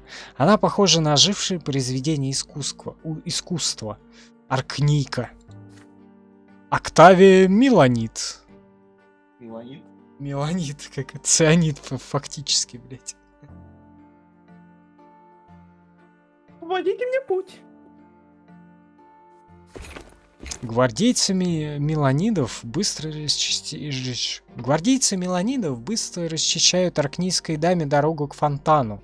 Блики палящего солнца играют на голубой коже причудливыми узорами. Изящным движением она достает платок. Изящным движением она достает платок, склоняется у фонтана и промокает лоб и шею. Ну и ну. Да это же Октавия Меланит, дочка нашего герцога. Когда Аркника чинно поворачивается обратно к карете, что-то выскакивает из ее рук и падает на мостовую недалеко от тебя. Платок! Платок оказывается прямо у твоих ног. Он выткан из дорогой ткани с воздушными изумрудными кружевами. Сердце замирает. Обратишь ли ты на себя внимание, прекрасной Аркники, или пропасть между вами слишком велика? Спрятать добычу, блядь. Да. Добычу. Залутать, блядь. Залутал нахуй. Там ты быстро прячешь платок, намереваясь потом его продать. Оставить платок на память. Ты смотришь след Аркники, запоминая каждое движение. Вернуть платок Октавии. Личность. Запас. Слышь, надо. Ты направляешься к Аркнике, чтобы вернуть. В смысле запас сил? Это такой великий труд, что ли, блядь? Поднять какой-то платок и отдать его? Ну, смотри, там больше нуля надо, если и 0 будет, да. Он как начнет принимать его. Пиздец, блядь. Личность. Ладно, давай вернем платок Октавии. Потому что Слышь, на, блядь. на Хули туда працуешься? говно всякое, блядь, кидает. Надо же это дворянинством становиться-то в итоге-то. Как-никак, да? Надо втереться, да, или потом все их туда-сюда. Потом это... это самое... Закунилингусть? Или это... Где-нибудь во дворе. Пересилив боязнь, ты следуешь за госпожой Меланит. И срывающимся голосом окликаешь ее. Аркника оборачивается, на ее прекрасном лице недоумение. Ты протягиваешь ей оброненный платок. Или оброненный. Оброненный, наверное, да, так правильно. На лице госпожи Октавии появляется брезгливая усмешка. Она делает небрежный жест в сторону гвардейцев. Хуя себе. Вот это звук был. Гвардеец наотпашь бьет тебя по лицу рукой в латной перчатке. Переносит... Сейчас опять сдохнет, что ли, блядь? Нормально. Переносится, жалобно хрустит, голова взрывается тяжелым гулом. Ты отлетаешь на землю. Сквозь звон в ушах доносится голос гвардейца. Тот интересуется у госпожи, вернуть ли платок. Октавия Меланит? Сучка, да. Да, тварь. Вообще. После рук простолюдина, пускай лучше утрется им. Надо было продать нахуй. Залутать, блядь, спрятать. Да. Карета Меланидов отъезжает. Подоспевший Томас оттаскивает тебя назад в фонтану. Голова гудит, в руке все еще смят злосчастный платок. Октавия Меланит, я сейчас... Запомнила тебя, Да. пиздате. Я тебя запомнил, сука. Равнодушие статус запомнила тебя. Юная дочь Тарквиния Меланида, герцога провинции Маагра. Блять, это как Краф Мага, блять. Вот это вот. По яйцам. Воплощение аркнийской красоты и гордости. Впервые ты увидел ее у фонтана на Золотой площади Анизотти с сыром, где она обронила платок. Запомнила тебя. Аркника запомнила тебя еще с юных лет. Запас сил минус 5, но все еще способен на всякое. Дела сердечные, событие произошло. Познакомиться с девушкой, что, блядь? Заеби знакомцу, бля. Ты испытываешь трепет первых чувств, что, блядь? Туда-сюда, блядь. Игра. Игра, блядь, какого хуя? Что с тобой не так? Или подожди, или это София все-таки? Я не знаю, что произошло-то. Я тоже, Не, погоди, София же... Не, мы Софию спасли как бы? Или это в предыдущей главе было? Я что-то не помню. Я не знаю. Перепуть. Познакомиться с девушкой, событие произошло. Охуенное событие. Этот, какую? Обстоятельства очень такие, да. 11-30 год, 12 лет, или сколько ему, 13 там, я уже не помню. Не успел. Год 11:30, весна, указ о курвах. Кварумах. Что там не перерыв у нас, да? А чё, ты опять хочешь всякое, что ли? Да? Чё это ты вдруг? Не знаю. Ну, сходи, я пока почитаю. Почитайте пока, да. Не зудьте сыром. И вот это вот все. Год 11:30, весна, указ о кварумах. Тебе уже 12 лет, 12 все-таки. Я что думал, 13, думал, там через 2 года скачет, оказывается, только вот по году. Тебе уже 12 лет. Этой весной тебе запомнился один важный разговор. Матушка отправляет всех домашних спать. Ты подходишь... Ты проходишь мимо кабинета отца, оттуда доносятся голоса. Дед кричит на отца, отец ему негромко отвечает. Старшие Бронте спорят о положении простого сословия в городе. Ты тихонько, чтобы матушка не заметила, проскальзываешь наружу и прячешься у открытого окна отцовского кабинета. Вдруг прозвучит и твое имя. Грегор Бронте. «Этот идиот-простолюдин посмел прийти ко мне и просить меня об услуге. Вангую напрямую». Вангую, да. В наглую, напрямую. Он подумал, что я поддержу его притязание на место председателя в моем кворуме. Как он посмел, блядь? Роберт Бронте. Так, ждем Роберта Бронте. Роберт Бронте пошел смотреть всякое обтекаемое. Я пока перекурю тогда. Почему бы и да? Там вжух где-то уже был на заднем плане. Где-то ходит.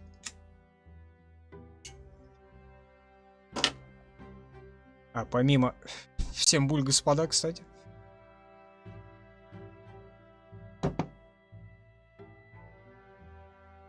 Обновим от важных напитков.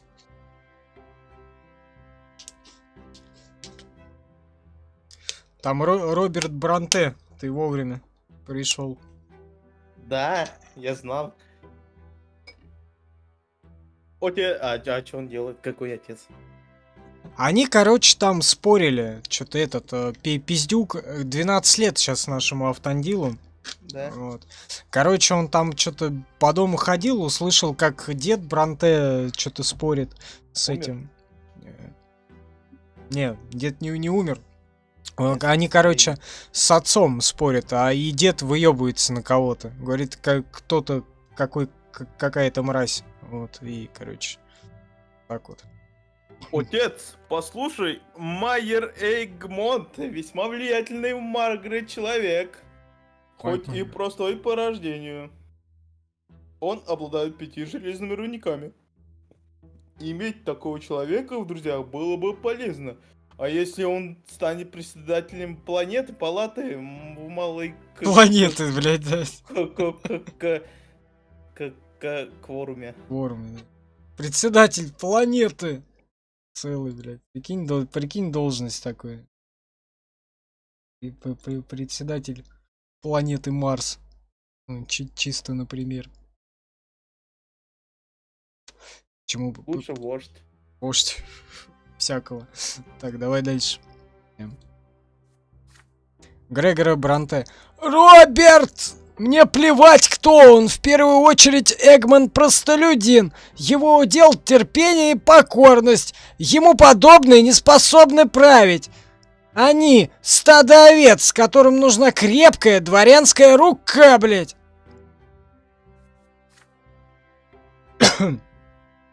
Я столько сил потратил на то, чтобы закон о малых кворумах не был принят, блядь. Но проклятый Корнелий Темпес сделал все, чтобы император подписал эту жалкую бумажку, блядь. И теперь даже простолюдинам дали власть, блядь. Настоящую власть, блядь. Роберт, блядь. Вот это вот. Вот это вот нормальный Грегор Бранте. Прям вообще. Роберт Бранте. Я столько сил потратил на то, чтобы... А где? О, нихуя себе, он только переключился. Это всего лишь... Чего? Возможность. Это всего лишь... Блядь. Обсуждать размер герцогского члена. Крышки опять ты роняют. Не По валютам в будущем. Это всего лишь возможность обсуждать размер герцогского налога. Не более того. Это где?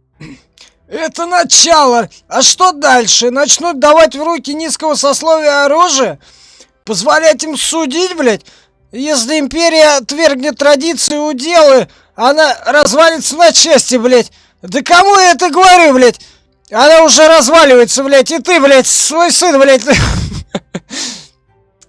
Да кому я это говорю? Она уже разваливается. И ты, мой сын, мой наследник. Тому пример, блядь.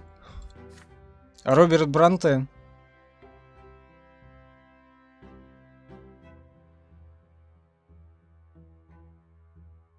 Прошу тебя, отец, я не намерен жениться в 3-й раз. Лидия послушная и хорошая мать моим детям. И если ты позволил ей...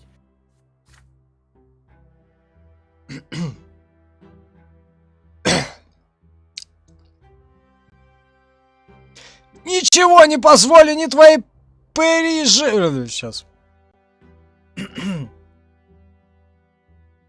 Раз, два, 3, 7.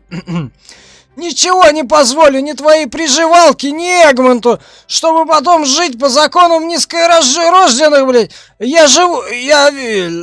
Блядь, инфаркт, нахуй же, блядь, и инсульты, все вместе, блядь. Блядь, да. Я вижу, к чему все идет. И я скорее сам себя проткну шпагой, чем буду жить в стране, где дворянин и простолюдин равны в правах, блядь. Все, о чем я мечтал, увидеть фамилию Бранте в синей книге, но моя мечта не сбудется, блядь. Ко мне никогда не обратятся достопочтимый господин Эль Бранте, а всему виной твой брак, блядь. Одна лишь надежда услышать это обращение в адрес Стефана. Хвала близнецам, я не позволил тебе загубить мальчика, блядь. Он растет настоящим дворянином. Его дети будут Эль Бранте, блядь. Мне кажется, дед уже в алкашиху скатился, блядь, куда-то там засамогонился уже, блядь. Вот это вот. Блядь. А? С горя. Да. Блядь. У тебя еще 2 внука.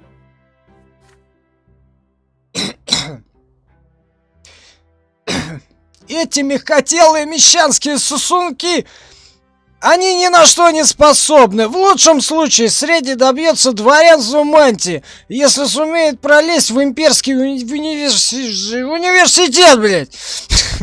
Хоть у меня и большие сомнения на этот счет. А на твоего пришибленного младшего я бы совсем не надеялся. Ты слышишь тяжелые шаги деда, стук его трости, захлопнувшаяся дверь. Пора возвращаться внутрь, пока тебя не заметили. Пока не замели, блядь. Власть плюс раз. Минус 3 в итоге. Власть наместника. О. Учеба в школе. 11:30 год. Ты приступил к обучению в школе господина Триборга и начал осваивать новый, сука, киборг. Киборг-убийца, блядь. Какие науки он хочет там освоить, блядь? Очень интересно.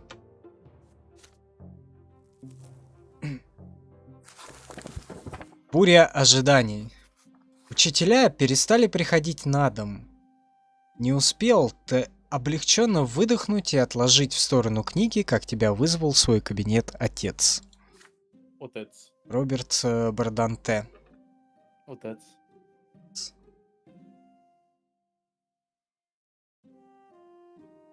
Ну что, сын, ты вырос. Пора продолжать обучение вне дома. Я выбрал для тебя достойное заведение, школа господина Тиборга. Киборга. Там учатся и дворянские сыновья, и дети мещан из тех, кто побогаче. Но это не дворянский пансионат, конечно. Вечером будешь возвращаться домой. Ты делишься новостью с закадычным другом Томасом. Томас, брат. Бронига. Томас героина. Школа господина Киборга, говоришь? Попрошу я родителей, чтобы отдали меня туда, как только денег скопят. Отец говорит, его мастерская 6 лет только на мою учебу и пахала. Киборг-убийца, блядь. Вот это мастерская киборга-убийца. Мук. Киборг-убийца. Киборг-убийца. И вот это вот все. Так, Мук, заходи, пожалуйста, дорогой. Вау! Давай еще раз.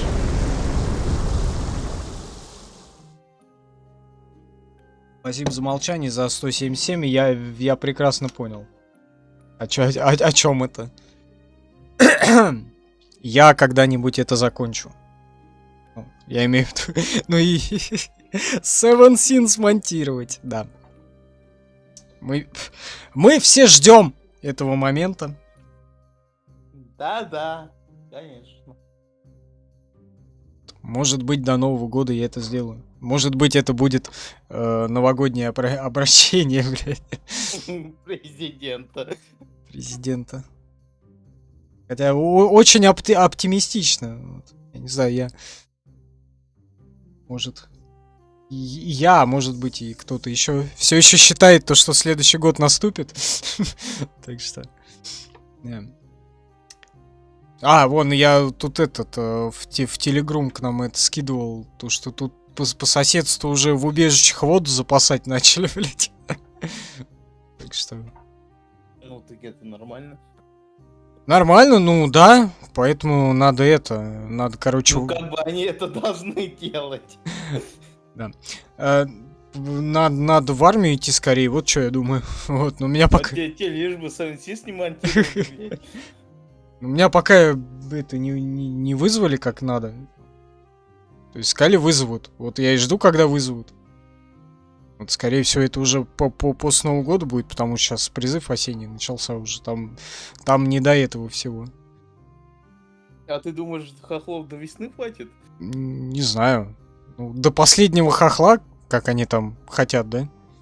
Ну да. Ну, хоть куда-нибудь успеть. Под ружье поставиться. Послужить. Последний долг родине еще раз отдать. Буря ожиданий. Так, а это я читал уже, нет? Школа расположилась в старинном особняке аркнийской постройки. Под сводами залов с массивными скамьями гулко звучат голоса преподавателей и прилежно скрипят перья. Исторические даты, тонкости имперских законов, богословские трактаты. Порядки здесь строгие, занятия изнурительные. Беспокойный Томас вечно отвлекается. Куда? Куда-то. За что уже несколько раз получал палкой по спине. Еблу, блядь. По рукам тут написано. Типа, ну тут святое врезать палкой по спине, блядь. Вот это всё. Как в той песне, да, Киша? Типа, когда хотелось баловаться, это жаль нет ружья, по-моему, да? Каждый учитель ждет от вас идеального знания по своему предмету. Отец ежедневно расспрашивает тебя о успехах в обучении. Ты уже дважды пересказал ему историю присоединения провинции Магры к империи. Магра, подагра. В подробностях объяснил различия между судами, Сами дворянина и граждане суда. Граждане. В подробностях объяснил различия между судами чести для дворян и гражданскими судами в городской префектуре. Но отец требует от тебя все большего усердия. Матушка же не отпускает тебя спать, пока ты не прочитаешь ей новую заученную молитву. Сначала, блядь, у меня промелькнул, пока не подрочишь, блядь. Ей. На лавочке. А каждое утро, отправляясь на учебу, ты обещаешь матери вести себя в большом мире смиренно. Ты не совершать дерзостей и выходок. Ты по-прежнему несешь на себе удел простого сословия, труд и страдания. Учителя объявили, что в конце первого месяца учебы будет проведена экзаменация. Будут определены лучшие и худшие ученики по каждому из предметов. Отец настаивает, если соберешься идти по его стопам, нужно потратить все время на изучение права и истории. Но беседы с матушкой рождают в тебе мысли, что тебе может оказаться ближе богословие. Ты часто вспоминаешь свои детские откровения и соприкосновения с божественным. Монахом, что ли, стать? Или что, блядь? Альманахом. Эльмона или инквизитором. Во, натуре. Надо в инквизицию, короче, идти. Я так понимаю, сжечь на костре неверных. И вот это вот все. Ну а чё, по православному же?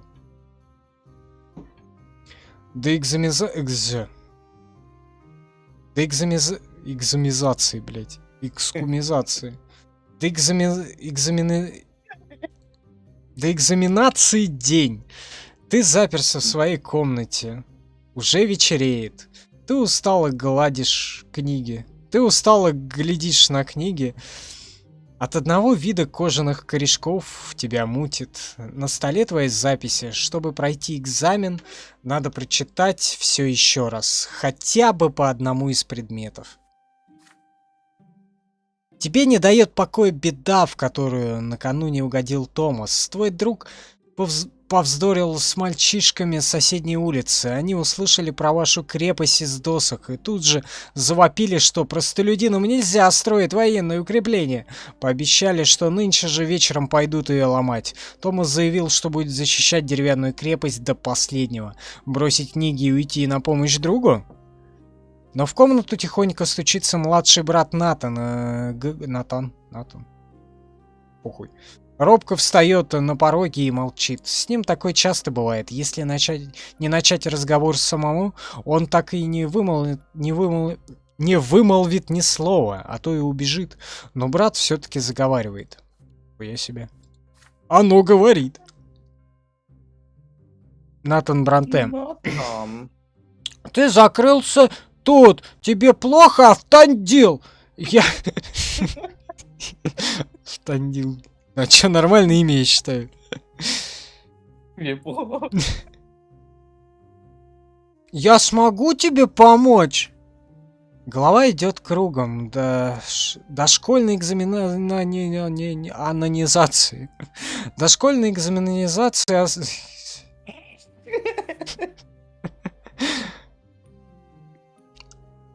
Да. Надо губы размять просто. И про язык не забыл. Язык я с женщиной разминал недавно. Дошкольный Дошкольной экзаменации, вот, блядь, остался только этот вечер. Если провалиться, семья будет тобой крайне недовольна. Нужно успеть повторить право или богословие. Тем временем Томас и ваша крепость в беде, как не вовремя. От мысли от этом зубы скрипят от злости. Король Артур, на нас напали! И вот это вот все, да? А у порога сопит Натан, изо всех сил стараясь не мешать. Младший брат зачем-то неловко протягивает тебе руку помощи. Примешь ли ты ее? Сосредоточиться на праве истории. Ты упорно штудируешь книги о светских науках. Пойти на помощь Томасу. Ты тайком выбираешься из дома и спешишь к вашей крепости. Изучать богословие. Ты посвящаешь остаток времени перед экзаменом богословским трактатом. Ты уделить время Натану. Ты откладываешь дела и принимаешь поддержку брата. Чё делать-то, блядь? Бля. Пускай пиздюк продолжает учить, а ты съебался на крепость. Пойти на помощь брату Ниге? Блять, знаю, что там. А то его там сейчас отпиздят, блядь.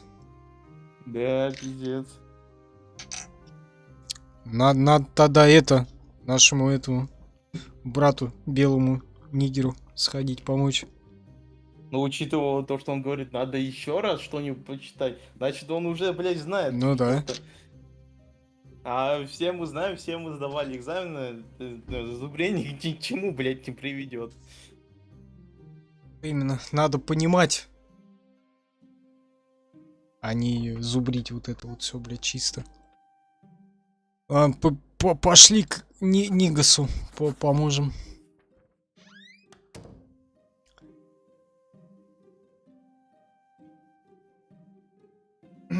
Ты выставляешь Натана из комнаты, никак он тебе не поможет, ты готовишься к экзамену. Убедившись, что за дверью теперь никого, ты открываешь окно, выбираешься во двор и перелезаешь через ограду. Ты мчишься к вашей с Томасом деревянной крепости. А его уже там распяли, блядь? Инквизицию провели. Инквизиция, да. Драка за крепость уже в разгаре. Томас, зажатый в углу, отбивается оторванной доской сразу от троих мальчуганов. Силы неравные, с двоими твой жилистый друг еще мог бы справиться. Но трое уже чересчур. Где ты был, Автандил? Они хотят сломать нам крепость, убей их! Ты врываешься в драку, словно конница святых воителей, с фланга на огромной скорости и неожиданно для вражеской стороны.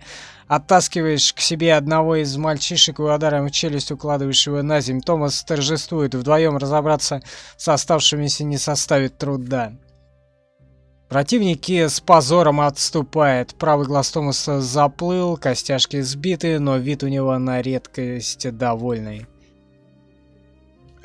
Без тебя я бы не справился, дружище. Ишь, вздумали нам указывать, по праву ли нам крепость строить. Ну давай чинить. Среди ночи, блядь. Давай, блядь. Ремкомплект и петушители еще принеси. На экзамене ты не блещешь, но все же и не проваливаешься. Семья тобой не слишком довольна, но жизнь и учеба продолжается.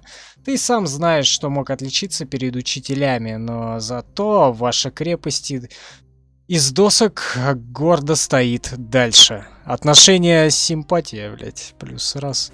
Вот давай только не это. Без вот этого. Братской любви. Братская любовь. Крепкая мужская любовь, блядь. Межчленная, да. Смышленая, находчивость.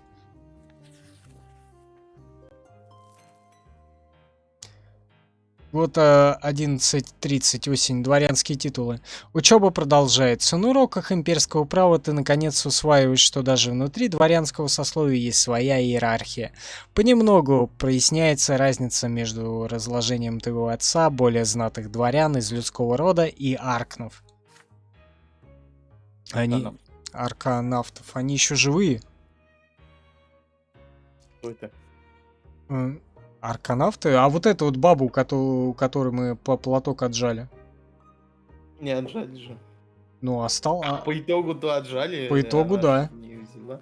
Или там стражник себе в карман умыкнул. Не-не-не, там же было написано то, что это...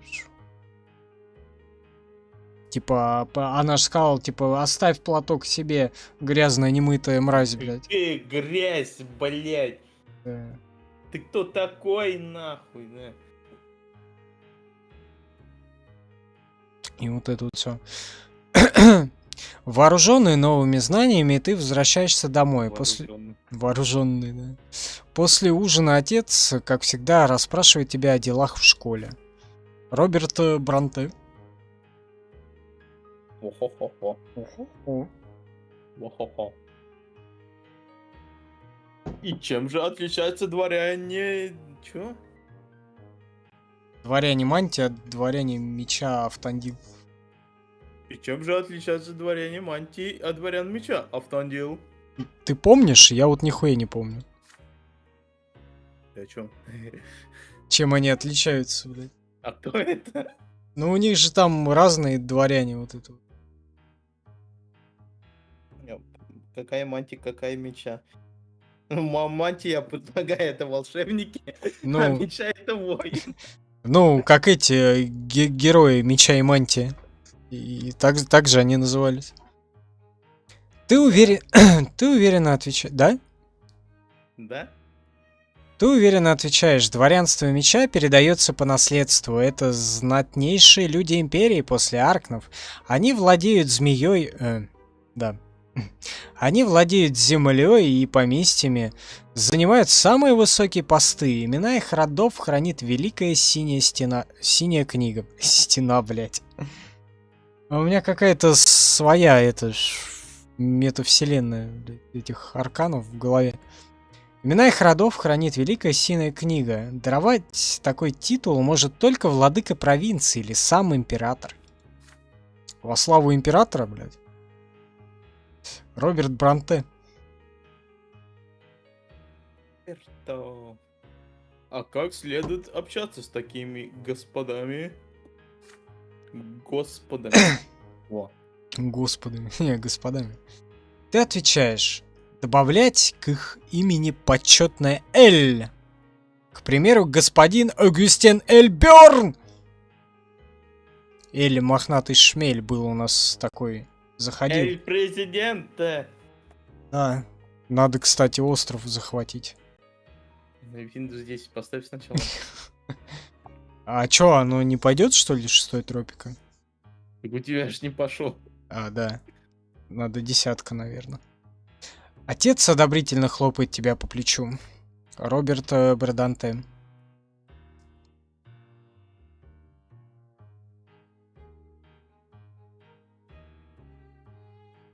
А что же ты узнал об аркаканах и их положении? Аркаканы. Ах, Аркнах. Аркаканы выше любой знати. Рожденный Аркном всегда будет править нижестоящими людьми, каков ни был бы их титул. Сами Аркны не нуждаются в почетной приставке Эль, потому что их древние фамилии обязан знать каждый. Это что-то типа эльфов этих, только не черных, да? Отец не весел. Эльфы это гниды, только если кто-то думает, что это не так. Отец невесело кивает. Ой, а можно назад? Назад? Назад. Роберт Бронте. Да, блять, заебал. Че ты туда-сюда скачешь? Да, нам не стать равным им. Даже не вздумай идти против воли Аркна. Никогда.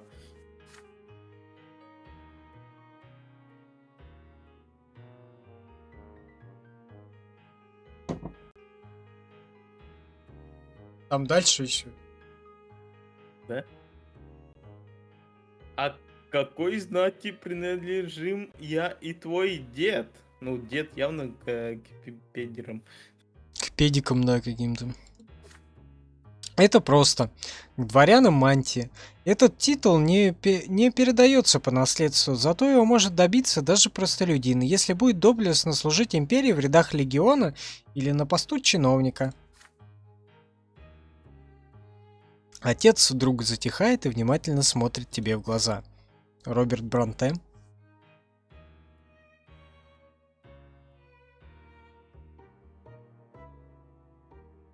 Да, и ты тоже обязательно добьешься дворянского знания, сын, в свое время. Дворянские дети. Среди учеников школы господина Киборга, как отпрыски дворян мантии, так и дети низкого звания ни дня не проходит, чтобы первые не нашли повод задеть вторых и показать свое превосходство. Свое превосходство. Да. Блядь, да что такое-то, сука? Возглавляет их обычно заносчивый грубиян по имени Дидердик, сын секретаря имперской канцелярии. Тебя дворянские дети не трогают, знают, что твой отец тоже благородный. Излюбленной целью насмешек Дидердика и его свиты быстро становится Томас. Сколько бы ты не убеждал друга не обращать внимания на подколы, Томас все равно раз за разом злится и огрызается, вызывая у дворянских детей довольный смех. Утро. Да. Утро. Ученики... Утро. Да, утро. Ученики стекаются в зал ожидания в зал... Да.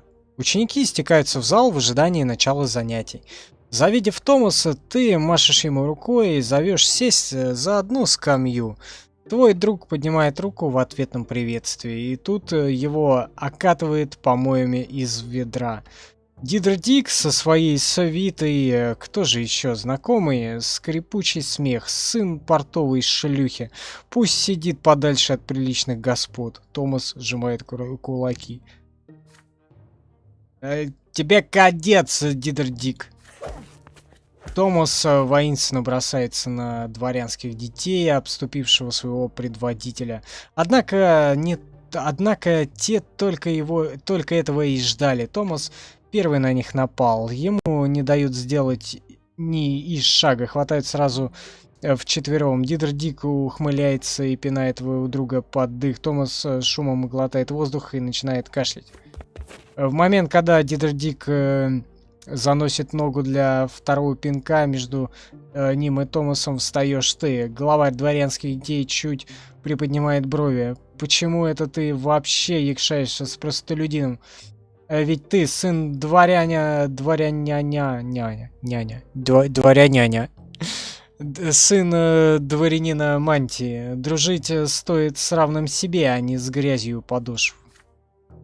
За твоей спиной четверо держит яростно вырывающегося Томаса. Остальные ученики замерли и следят за вами в страхе. Нахальный Дидердик протягивает тебе руку, ожидая, что ты ее пожмешь. Как поступить? Вызвать Дидердика на схватку. Ты предлагаешь дворянскому сыну бой раз на раз.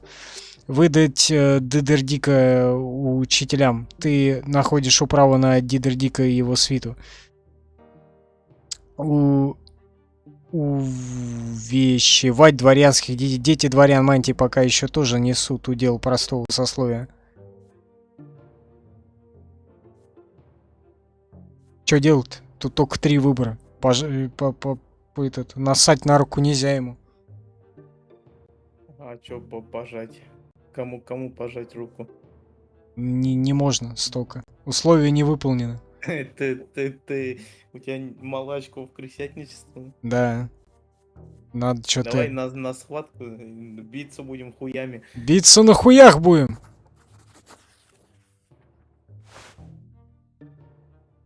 Ты не протягиваешь руки в ответ. Вместо этого ты предлагаешь Дидердику показать хоть немного достоинства и схватиться с тобой раз на раз. Если, конечно, тот считает себя сыном дворянина. Лицо Дидердика становится серьезным. Отказаться при других дворянских детях он не может. По знаку Дидердика остальные дворянские дети выпускают Томаса, толкая его на землю. Тот с проклятиями поднимается, готовый накинуться на них снова, но ты останавливаешь друга. Вошедший учитель имперского права заставляет вас мигом вернуться на скамьи.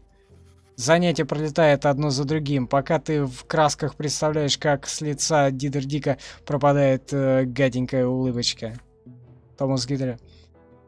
Давай вдвоем поймаем этого мерзавца и начистим его морду. Это же мне от него досталось, а не тебе.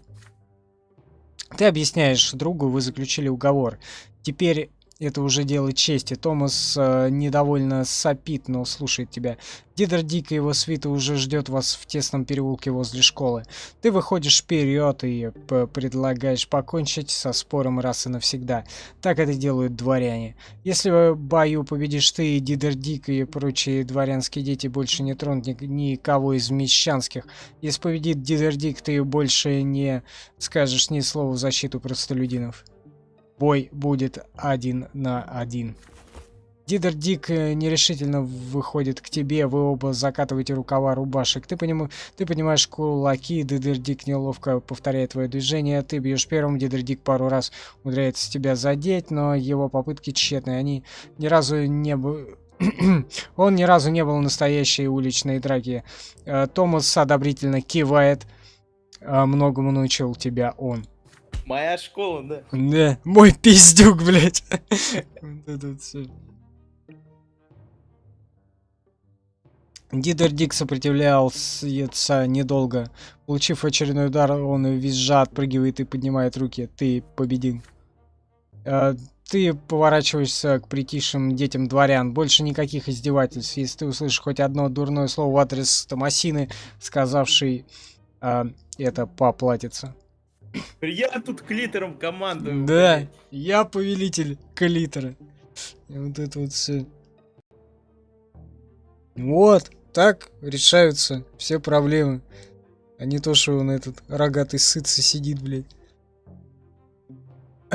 Бывшая свита Дидердика молча расползается. Отношение симпатия +3. Да, +1, +3 с братой Нигером.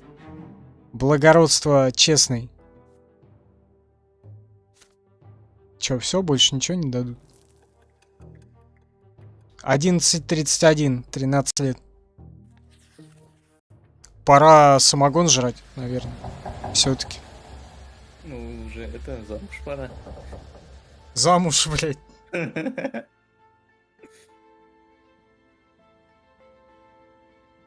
Белое древо. На уроках богословия часто рассказывают, что ваш город Анизотти-Сейром не только столица провинции, это еще и святое богословное место. Богословенное.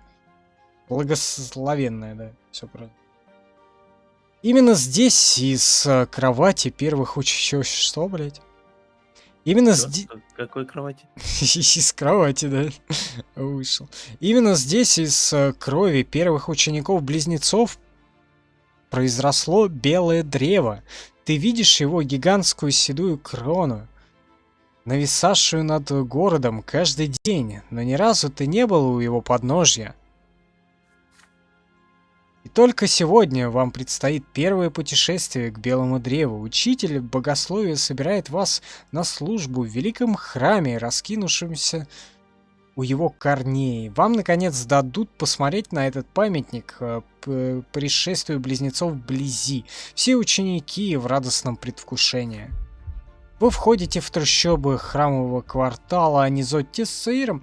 Когда вы вступаете по земле, под ногами чувствуется пульсация протянувшихся повсюду корней.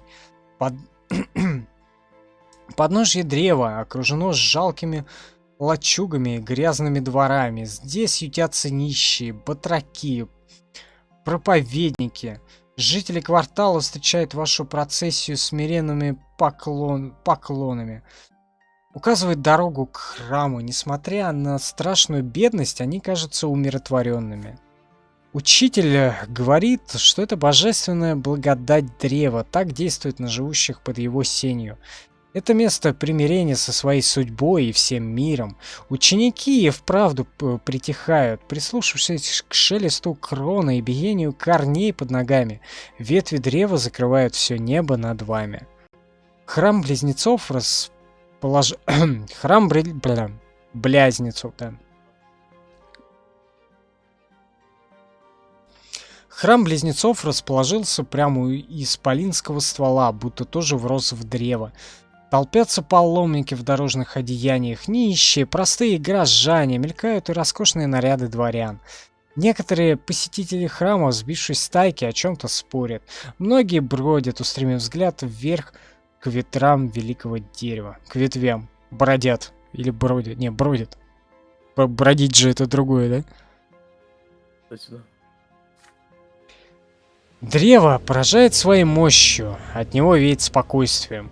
Хочется сесть и подумать, понять о себе что-то, прикоснуться к белой коре, прислушавшись к шороху листьев. Залюбовавшись древом, ты немного отстаешь от товарищей по школе. Примечаешь небольшую тропинку, если по ней пойти, окажешься совсем близко к стволу. У-ля-ля.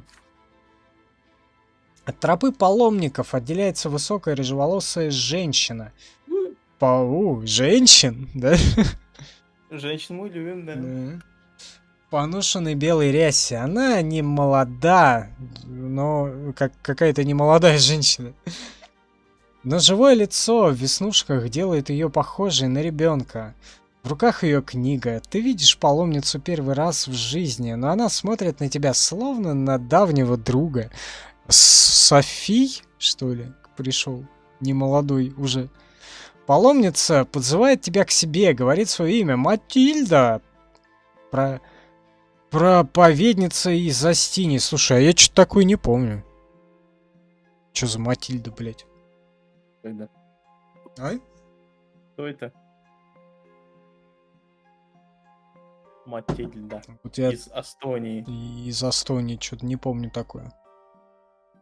Хоть и похвально видеть юноше чуткость к обучению близнецов, говорит проповедница, ты не найдешь дороги к правде под крышей храма. Там тебе заново станут пересказывать ложь об уделах, освященную веками ошибку пророка Изатиса, хотя каждый, кто даст себе труд прочесть жития близнецов, знает, что в них нет ни слова об уделах.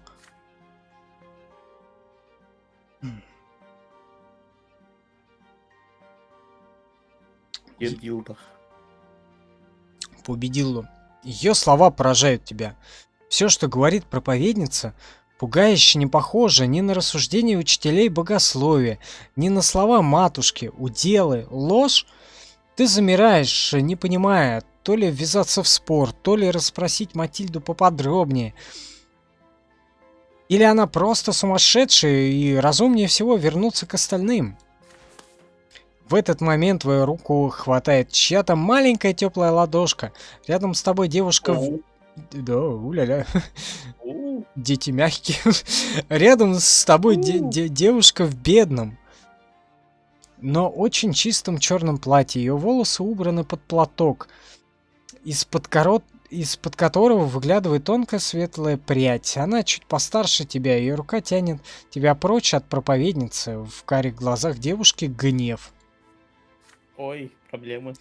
Ты недоуменно смотришь на юную незнакомку. От неожиданного прикосновения кровь приливает к шее, а может к хую? Щеки девушки тоже чуть розовеют, и она быстро начинает говорить. Жанна! О, май. Жанна. Жанна. Стюардесса по имени Жанна. Как там дальше было, я не помню.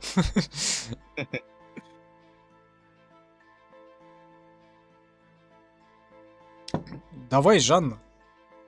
Кто Жанна? Я Жанна. Ты за всех женщин сегодня. Я ни одной стороны не знаю, как они звучат. Они тут никак не звучат. Тут нет озвучки. Ну, я бы из жизни взял, но я ни одной Жанны не знаю. Блин, знавал я когда-то одну Жанну, но я не помню. Не слушай ее. А сколько ей лет? Так, подожди, нашему Автандилу 13, там было написано, типа, она чуть старше его. Ну, 14, наверное. Ну, Пускай. 15. 15, да. Покажи сиськи. Я? Нет, это он ей должен так сказать. Ну, так у нее же, типа, выросли, наверное, уже к этому, поэтому... А он как раз... Бля, 15 лет, что ли? Ёпаный. Так они там, блядь, ходят, вон, блядь, по 12 лет, а пиздец. Там такие коровы, нахуй. Вот. Не слушай. Не... Блять. Вот, Не слушай ее. Это опасный человек. Иди за мной в храм. Только там тебе откроется истина. Ой, это сослужительница какая-то. секта какая-то, понятно. Сектантка. Вот, а это Автандил-то наш сейчас в пубертат вступает как раз в этот отвратительный возраст, блядь. Поэтому он сейчас должен всякое там это... Кругом тихий шепот молящихся, их аккуратные шаги. Ты остановился меж двух незнакомых фигур. Каждый из них ждет, что ты пойдешь за ней. А в ветвях древа над твоей головой шумит ветер. Ветви тянутся к тебе, охватывает чувство, будто само древо хочет тебе о чем-то поведать. Но сумеешь ли ты услышать его голос? Можно послать нахуй этих женщин и уйти к дереву нахуй Ну, просто. как вариант, тебе шманит дерево. Может, там ты что-то найдешь. Тут озарение у нее, Смотри, чтобы пойти за девушкой, тебе что-то надо потратить. запас сил. Открыться откровение, ничего. Озарение, а что такое? А что? Чего? Пойти за Ой. за девушкой, что откроется тебе в храме. Остаться с паломницей, о чем еще она расскажет? Уйти к древу. Оно знает больше, чем любой из людей. А открыться откровению, там озарение какое-то нужно было. Вот. Ты открываешься дереву и даешь ему говорить с собой. Вот. А озарение, видимо, не случилось до этого.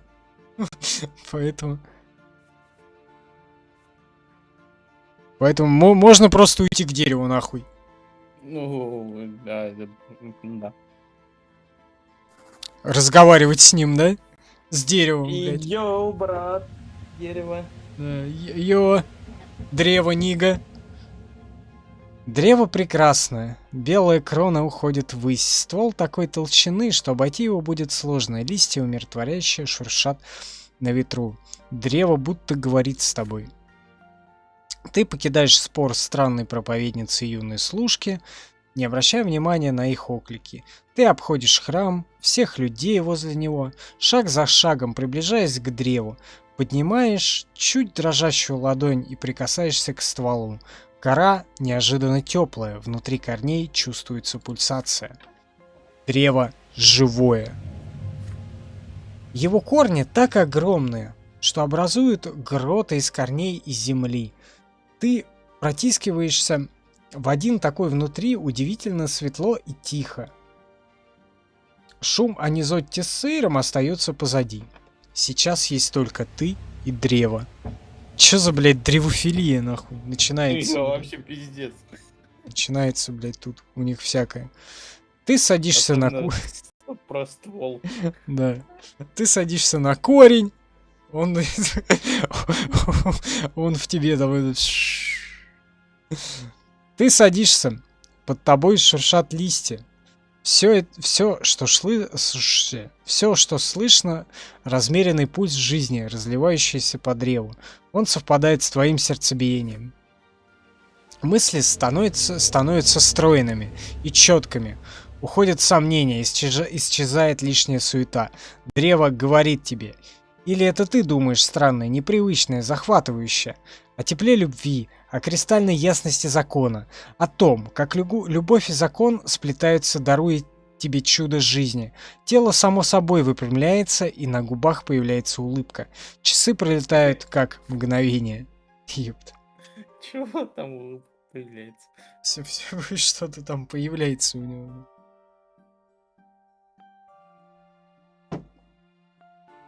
Неизвестно, сколько времени проходит, пока краем уха ты не улавливаешь свое имя. Тебя давно ищут преподаватели и другие ученики.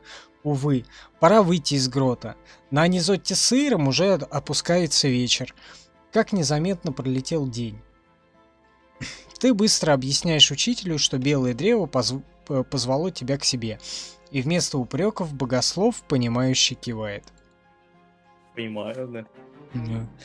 Я тоже здесь с папоротником разговариваю, блядь. Полон сил. Запас плюс 10. Заебись же. По дороге... А? О, говорю. Ну, Пополнил дерево, запас сил. всего 15. Нормально. Угостил своим соком Да. из ствола. Из ствола. Да. По дороге домой ты постоянно оглядываешься назад на древо. С тобой произошло нечто, чему сам не находишь слов. Он просто не помнит этого. Как в этих, блядь, зловещих мертвецах у него там корешки вот эти. Туда-сюда. Как в японских фильмах. Тентакль, блядь. Тень прошлого. Закончен очередной день в школе. Ты возвращаешься домой, все еще размышляя об услышанном от учителей. Основание империи. Незыблемая и вечная власть одной династии. 3 сословия с разными правами. Как загадочно и в то же время складно устроен мир. По крайней мере, в речах преподавателей или на страницах книг.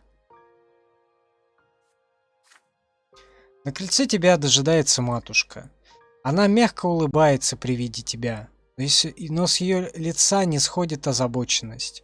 С тех пор, как отец отправился в долгую поездку по дальним городам провинции, мать уже не раз хотела... Мать уже не раз хотела о чем-то побеседовать с тобой, но словно не решалась. Лидия Бранте. Опес, давай, зачитывай, я пущу человек.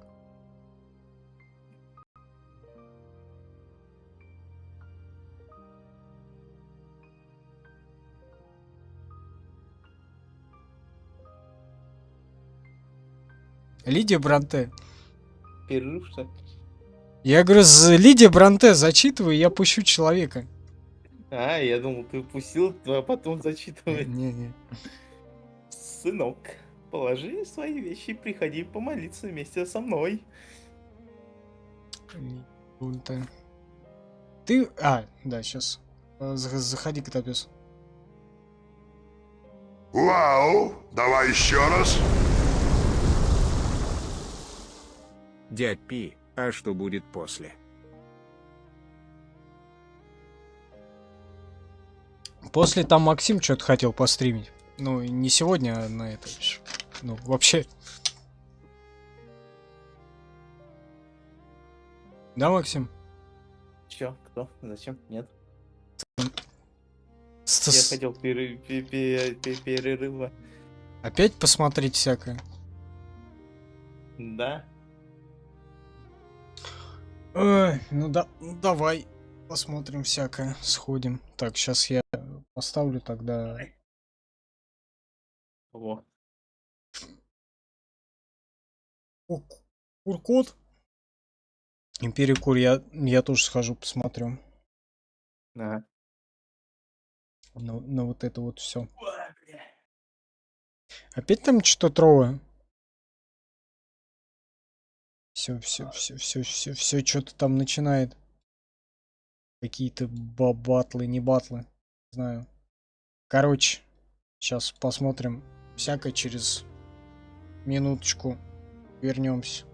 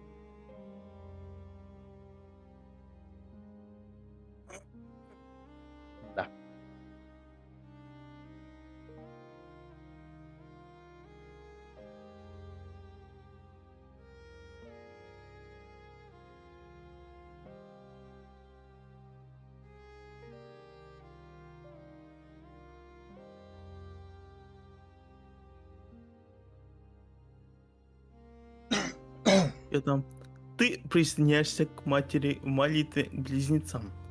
Мать молится искренне и рьяно, низко склонив голову, еле-еле повторяя слова покорности богам и их замыслу. Ты повторяешь за ней, как она учила тебя с самого детства. Ты решил пока место рассказчика занять? Да, пока ты там срешь. Обтекателя. Вроде в порядке он там. Я не отвалился. Функционирует как надо. Чш. И вот это вот все. Так.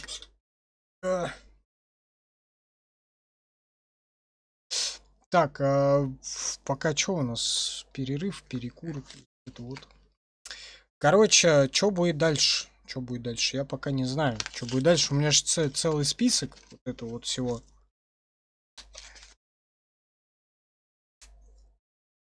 Чё там на это? Вот. Что там?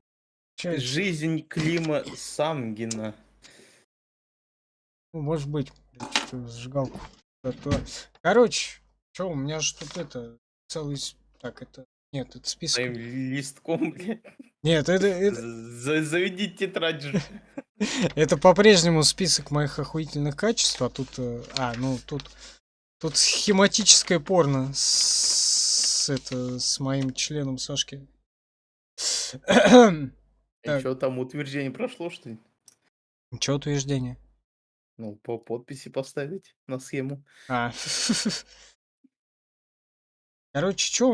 Вот Иерихон мы закончили. Он, наконец-то, блядь. GTA ISA, вот, все еще продолжается. Да. Days Gone все еще продолжается. Кратс все еще продолжается. Дракон все еще продолжается. Бля, с этим драконом за меня заебал просто. Звездный десант Дюна. Идет нахуй. Нет, это я хочу посмотреть, вот что они там наделали. Кого наделали? В этой стратегии вот в этом году вышла по Звездному десанту. Я хочу посмотреть. Да? Да. Стратегия вышла в 2022 году? Да? А что, ебанутый? По Дюне хочу вот стратегию заценить. Вот, которая тоже в этом году вышла. Metro Exodus, Detroit, Dark Pictures, Medium, Heavy Rain как-нибудь добить. Beyond, Horizon. Нихуя ты вспомнил, блядь. Когда и Beyond the Souls, или Да. как там это, попугай этот. Не, ну Beyond, Покемон. Beyond у нас, злобный покемон Beyond у нас пройден еще на PlayStation 3, блядь. Но хочется на ПК его еще нормально пройти. Ну да. Horizon, Zero Dawn про бурятов во льдах. Динозавры, Ктулху, Лето, РНР, Red Dead Redemption, Мафия 3 вопрос. Браданте вот сейчас идет. Стрей, вот в Сашку, в которую играл, и в динозавров она играла. Еще что-то я тут дописал. Клуне. Кунилингус. Блять, Клуне, ёпта. Не, Кунилингус Сашки, а в эфир к Луне. Волдмане. To the Moon. Короче, игра еще была так. Кого? To the Moon. To the Moon. Короче, к Луне. Вверх и вперед. Там, короче, два этих доктора вокруг кровати бегали. Его, бля. Это, бля, порно-сюжет уже какой-то начался. Это, блядь, сюжет из пьехушки, нахуй.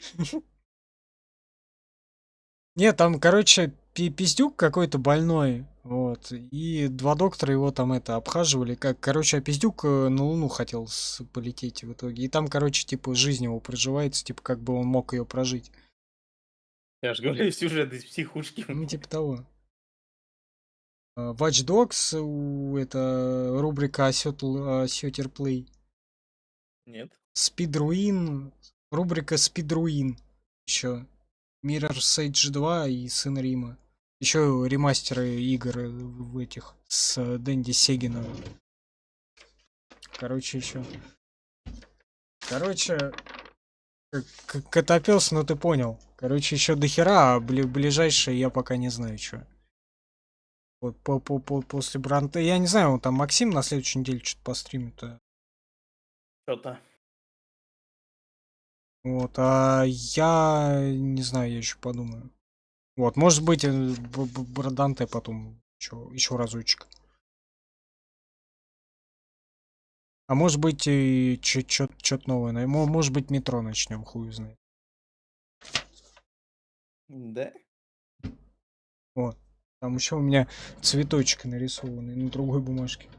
Но правда, это херовая попытка была. Нормальный рисуночек уже давно у Сашки лежит. КВТ, заходи, пожалуйста.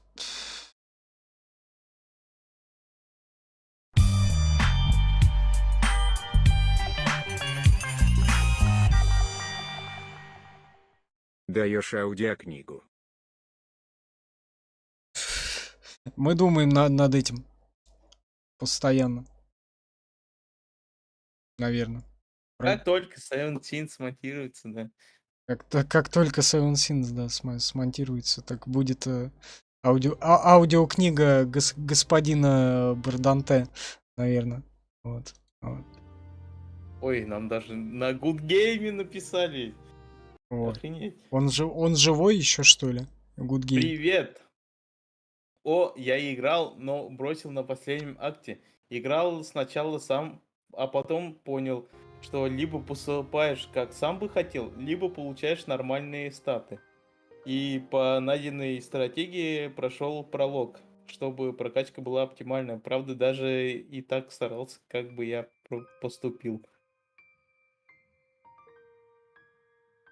Мы поступаем так, чтобы это была социалистическая революция. Мы строим коммунизм. Короче, я не знаю, мы поступаем как, может быть, поступили бы. Ну, в итоге вроде нормально что-то получается. Вроде что-то. Кстати, Рутуб вроде живой, там с десяток зрителей где-то. Так. 10 миллиардов китайцев смотрят. 10. А я не знаю, можно тут где-то статистику посмотреть? А, вот личность, смотри. Китайцев? Возраст 13 лет, Автонил Бранте. Простолюдин, дело школьник, смерть Адана. Благородство 2, находчивость 2, духовность 1, запас сил 15. Зато запасливый. Почему бы и нет, да? Уже смышленый. Уже смышленый. Нормально. Смышленый и вот это вот все. Откровение дерева не открылось. В этой. Так, а как вернуться обратно? А, так. Да. Короче, у нас тут это начинается. Ты смотри-ка, у тебя позор Стефана. Кто такой Стефан? Так, я там все убрал, все перекуры. А это же Стефан, это Гандон, это твой брат. Брат, да. Тень прошлого. Ты присоединяешься к матери в молитве близнецам. Мать молится искренне и рьяно, низко склонив голову, еле слышно повторяя слова о покорности богам и их замыслу. Ты повторяешь за ней, как она учила тебя с самого детства. Окончив молитву, матушка вздыхает и переводит взгляд на тебя. Лидия Бранте. Ты такой уже взрослый. О, сейчас будет инцест. Тандил, сынок, тебе уже 13. Скоро ты станешь взрослым. Тебе уже 30, блядь. Тебе уже пора жениться. Тебе пора посвятить важные для семьи дела. Трудные дела. Я говорю о нашем браке с твоим отцом. Чего, блин? Сюжет накаляется. Да. Вот это поворот. Ты внимательно смотришь в печальные глаза родительницы. Лидия Бранте. Нет, такого даже пиво решил съебаться. Далеко? Ты ведь наверняка уже задумывался не, что вообще другое. Ты ведь наверняка уже задавался вопросом, как он, дворянин Мантии, взял в жены простолюдинка с чужим ребенком на руках? Где Глорика, блядь? Продолжайте. Какая? Лилька? Ну, Глорика. А, Глорика. Видишь ли, Автандил, твой отец с трудом пережил смерть первой жены, Амалии Эльборн. Он утратил волю к жизни, свое предназначение. Словно и его судьба тоже оборвалась. Лидия Бранте. Ля-ля-ля. Ля-ля.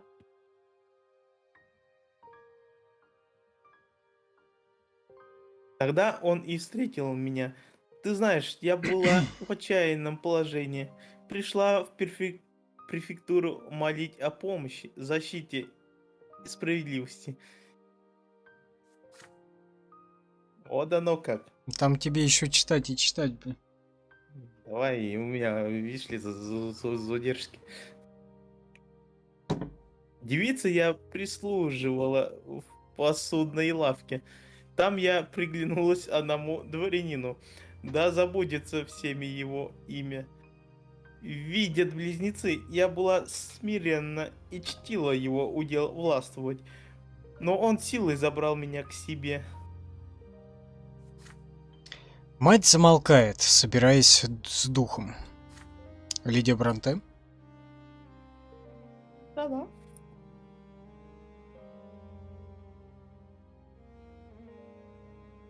От этого господина я родила Глорию. Но он пришел в гнев, что я посмела обременить его низкорожденным потомством. Нихуя не понимаю. Он выгнал меня на улицу с младенцем на руках. Короче, он это, я так понимаю, А от брюхатила бросил, да. ну да, типа она забеременела, и он типа, да ты охуела рожать. Удивительно, блядь, как же такое произошло? В наше-то время, блядь. Голос матушки дрожит, ты заботливо берешь ее за руку. Лидия Бранте. Ахаха.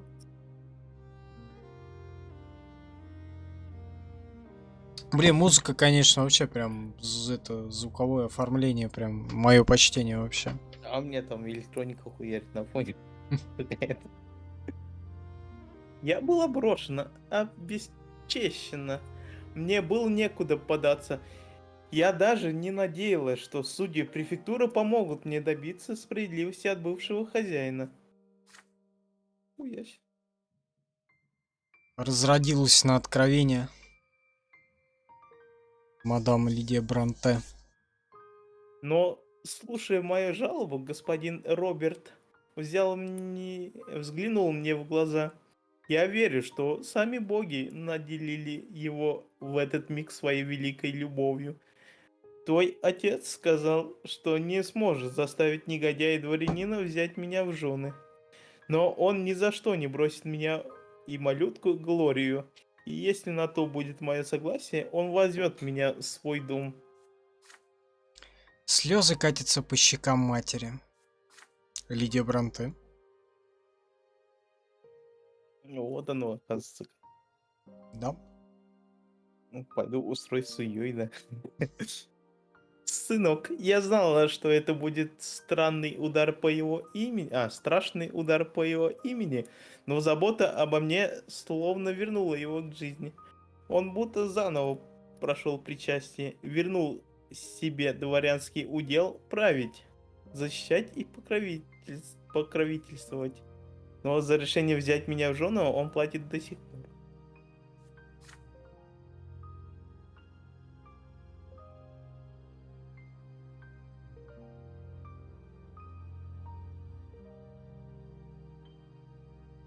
Твой отец осмелился пойти наперекор к деду, главе рода, исполнил благородную кровь, испортил благородную кровь.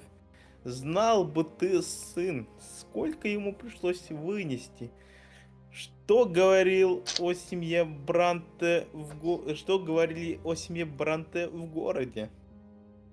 Только усилия господина Грегора помогли спасти остатки репутации рода. Хвала близнецам, сейчас высший совет уже успел забыть об этой истории.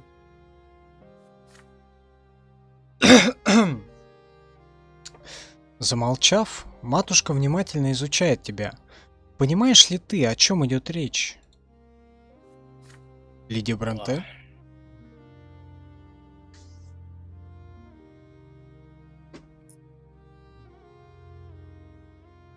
Сын, я рассказываю тебе все это не за тем, чтобы поделиться болью прошлого. Мне не на что жаловаться, со мной нехотя смирился даже господин Грегор. Но ты должен знать, какая это тяжелая ноша для семьи. Наш позорный брак и грязное происхождение Глории.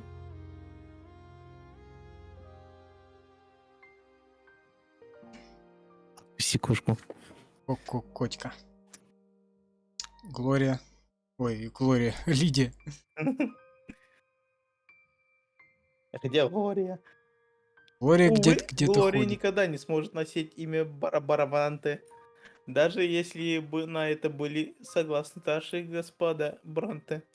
Принятие ее в рот снова явило бы свету наш позор. В какой род, блядь? Знать провинции усомнилась бы и в твоем происхождении, Автандил. Автандил. Че, нормальное имя, я считаю. Матушка тяжело вздыхает. Лидия Бранте? Матушка.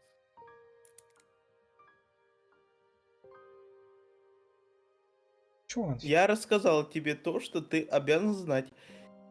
Ты уже на пороге взрослой жизни, сын. И не мой удел указывать тебе, как вести себя с семьей. Уже жениться будем сейчас. На ком? Но все же позволь спросить, зная все то, что... Все то...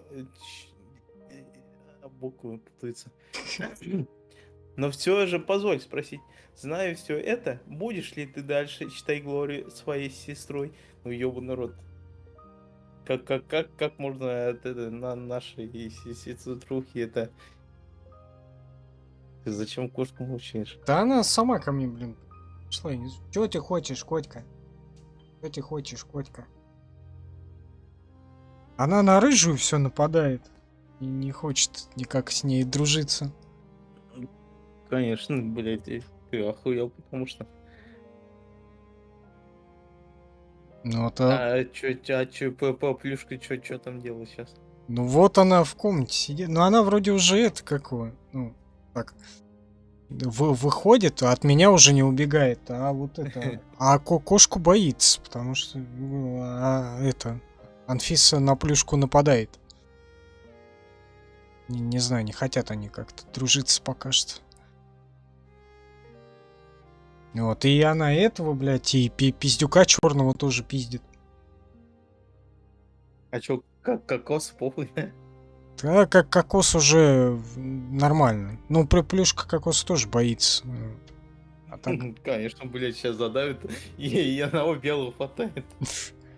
А белый, блядь, он наоборот, он, короче, этих... своих, блядь, как пиздит. Короче, как только это кто-нибудь орать из них начинает, он сразу по щам им давать начинает. И плюшки, и черному пиздюку, блядь. Чтоб не орали, нахуй. Короче, можно признать Глорию сестрой, Глория останется тебе родной, каково бы ни было ее происхождение. Отстраниться от сестры. Отношения меньше 3 должно быть, а сейчас 2. А чё так мало? Благо семьи... А я не знаю почему. Вроде с ней это поддерживали ее. Благо семьи прежде всего, ты станешь осторожней в делах, касающихся Глории. Уйти от ответа. Ты не хочешь расстраивать матушку и Глорию, но и не станешь давать обещаний.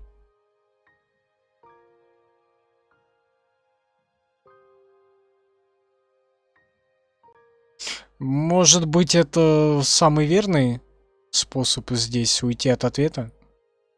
Типа, Не знаю. Ты же с матерью говоришь, ничего ну такого, да. Они где-то там. Это у них там. Нет, это другое. Не, ну можно же...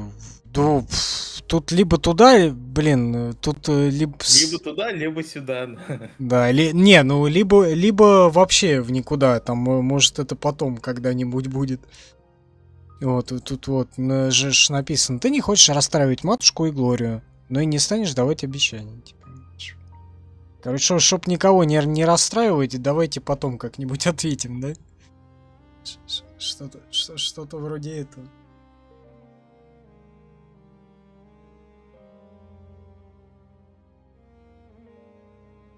Как, блин, музыка какая-то такая брудуарная.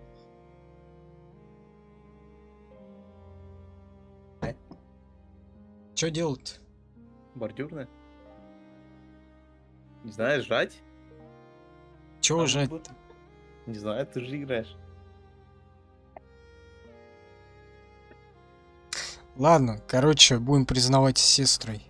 Мы же ее поддерживали всегда, вот и будем поддерживать Глорьку. Она же Глорька? Глорька. Автандилна. Автандил Калашников, блядь. Ты твердо отвечаешь матушке, Глория тебе сестра и останется ею, что бы ни случилось. Ты бы хотел, чтобы Глория тоже носила имя Бронте и была частью вашей семьи, и пусть городская знать думает, что ей угодно. От твоих слов матушка расцветает. Лидия Бронте.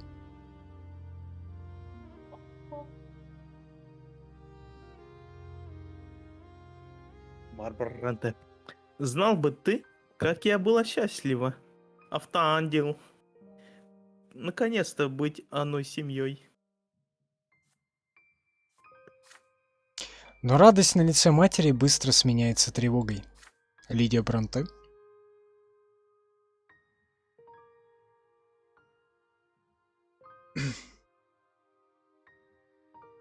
Но я забываю о своем неоплатном долгу перед господином Робертом. Он уже так много дал моей дочери. Кровь, заботу и воспитание. Глория может принести беды роду Бороданте. Нам всем нужно смириться с ее положением. В дверь покоя осторожно стучится Глория.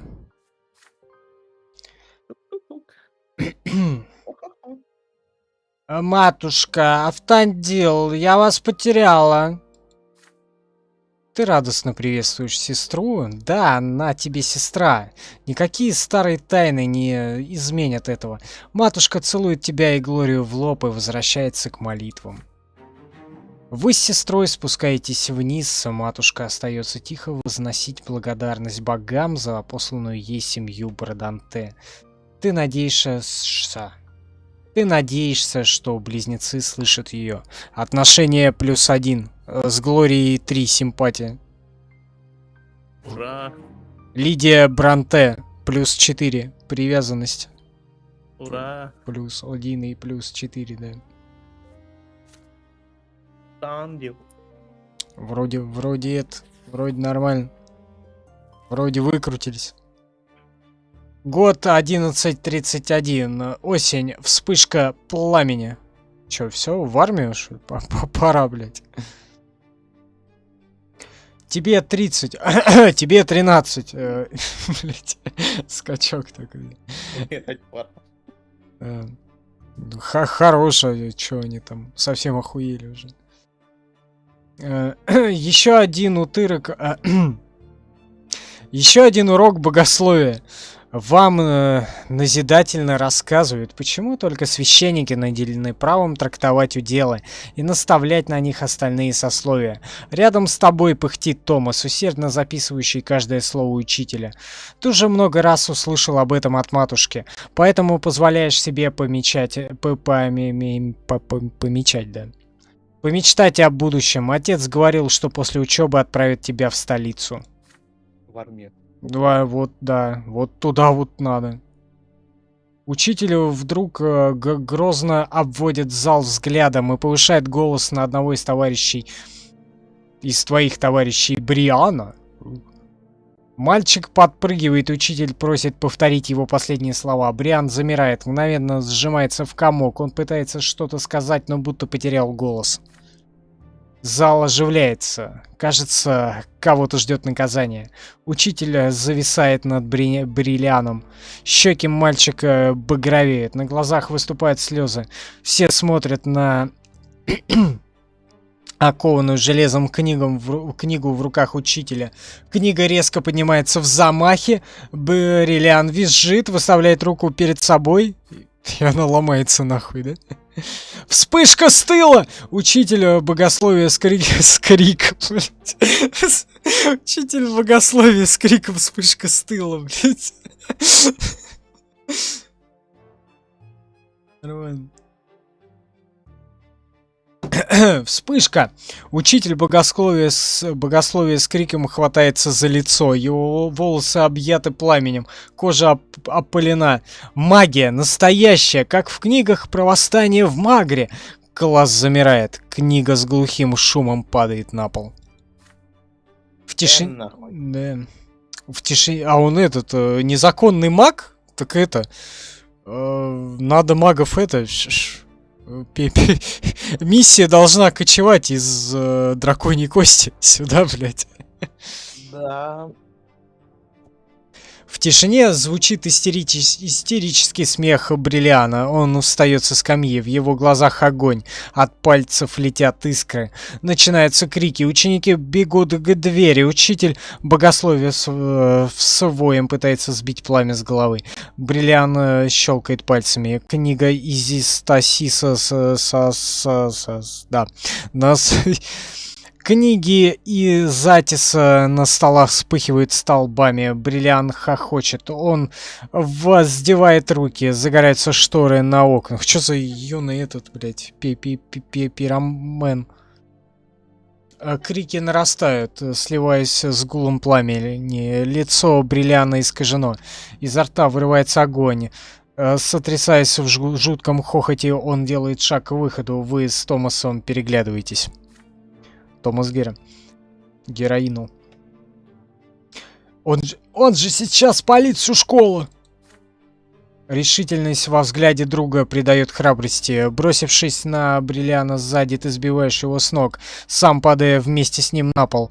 Даже сквозь одежду его тело обжигает. Он кричит, бьется, цепляется пылающими руками за плечи подбежавшего Томаса.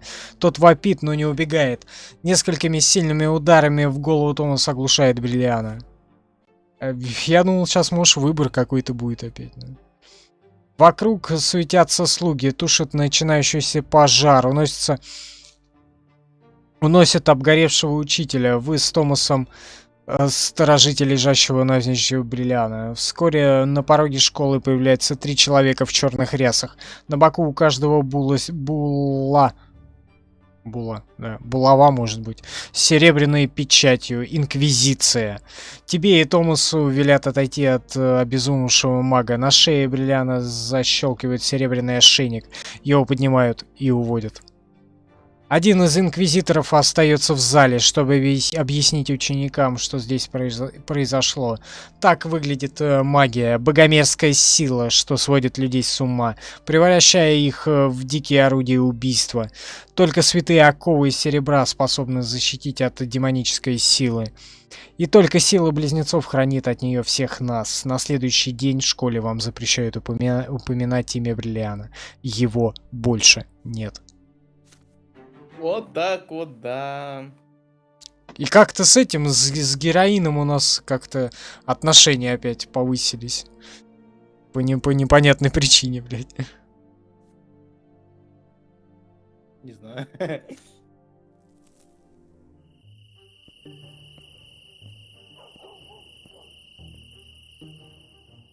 Надо идти в Инквизицию, короче. Не знаю. Чтоб всех тут туда-сюда шить.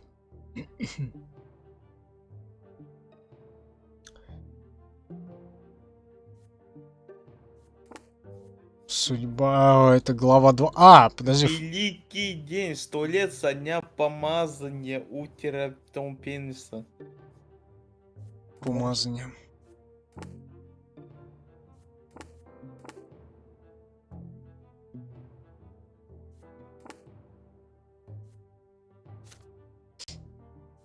С кем у нас? Равнодушие, Софья, Жанна, 0. Какая Жанна, блядь? Это ебанутая. Октавия. Ну, со всеми равнодушие, только с этим привязанность, блядь. Что за пиздец? О, а тут по городам еще можно путешествовать, что ли? Сейчас поедем. Сейчас поедем. Удел дворянина. Великий день. 100 лет со дня помазания утра Темпеста на императорский престол. Уже целый век длится его правление, благословленное самими близнецами.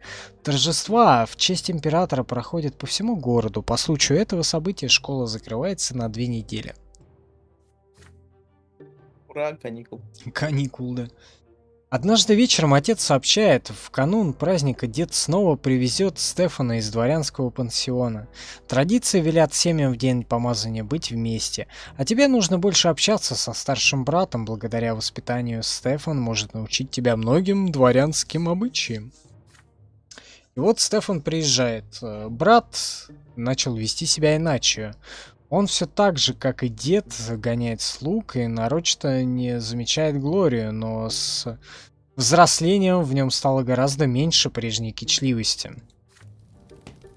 Вечер. За окном зимняя темнота. Пустоши Магры посылают на город промозглый ветер. Вы со Стефаном сидите в библиотеке, он рассказывает тебе про столицу империи Этерну.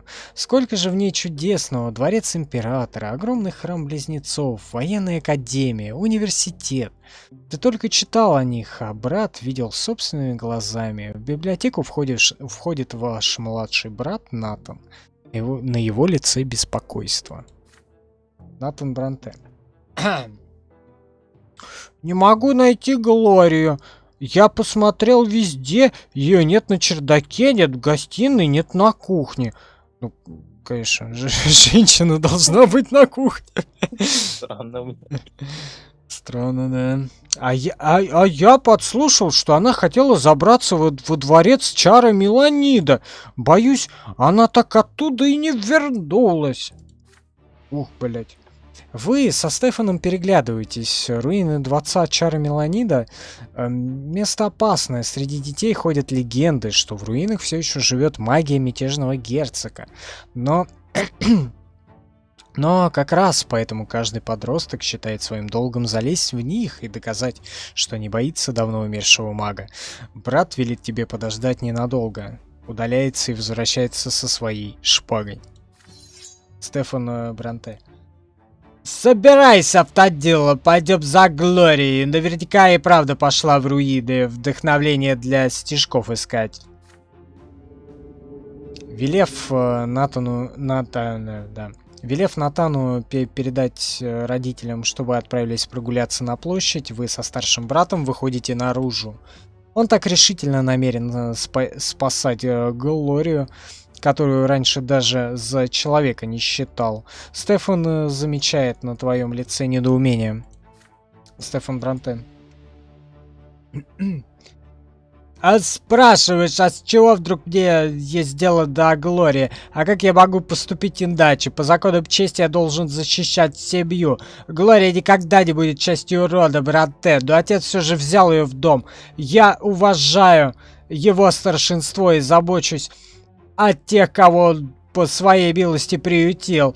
Так что мое дело выручать ее, а твое, как члена семьи, хоть и неблагородного мне помочь. Руины дворца Чара Меланида, члена Меланида, занимает целый квартал. Цитадель мятежного герцога-мага уже столетиями брошена. Ее останки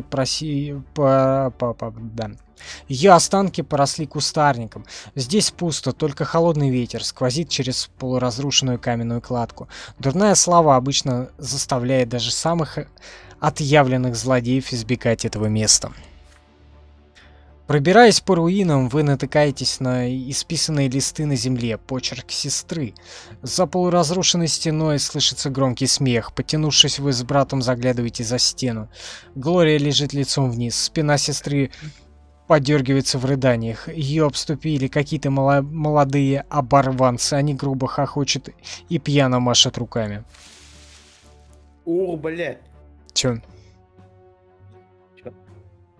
Ух, бля. Раздаются выкрики. Ишь, стихи вздумала писать. Благородно себя возомнила, что ли. Она же обычная мещанская девка. Сейчас они покажут ее место. Один из парней плюет на лежащую Глорию. Стефан Бранте. А ну убирайтесь, барази, пока брюхо вам всем не спорол. В ответ только глумливый смех. Стефан выхватывает шпагу. Шпана отшатывается, но тут же замечает, что вооружен только один из нас. Парни тянутся к камням и палкам. «Держитесь возле меня! Иди подпускайте их за спину!» Рука Стефана дрожит, но он не теряет воинственного вида. Силы не равны, ты колебаешься, но... Не лучше ли позвать стражников из соседнего квартала? Молодые мерзавцы, вооруженные чем попало, осторожно приближаются к тебе и Стефану. Броситься в бой можно. Ты хватаешь камень потяжелее и идешь в бой сам. Выполняй... Мы поддержим, да.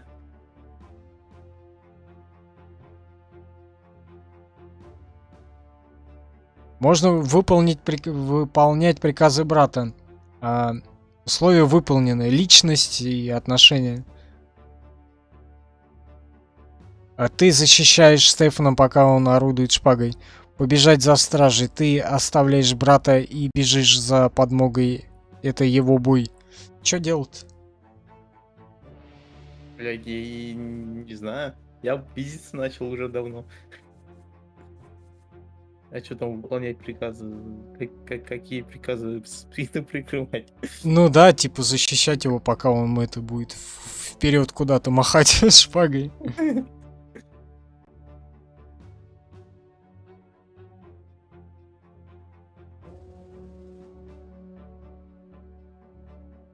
Да, в принципе, я так предполагаю, то, что с ним можно отношения чуть-чуть повысить.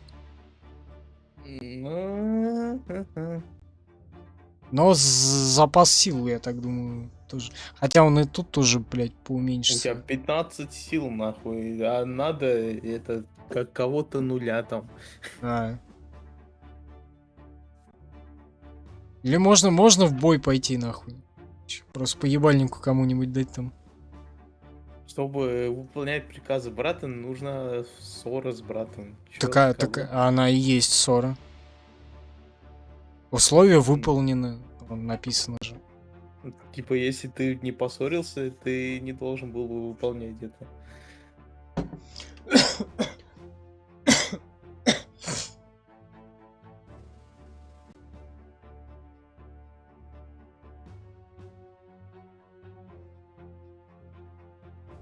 Да.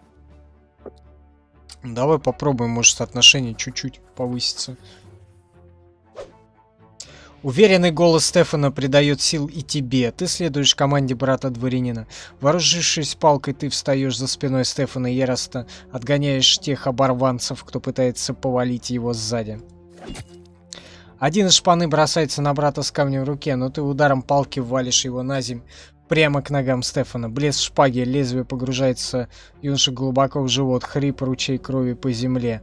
Парни пораженно останавливаются. Лицо Стефана непроницаемо. Он вытягивает шпагу из тела и снова принимает стойку.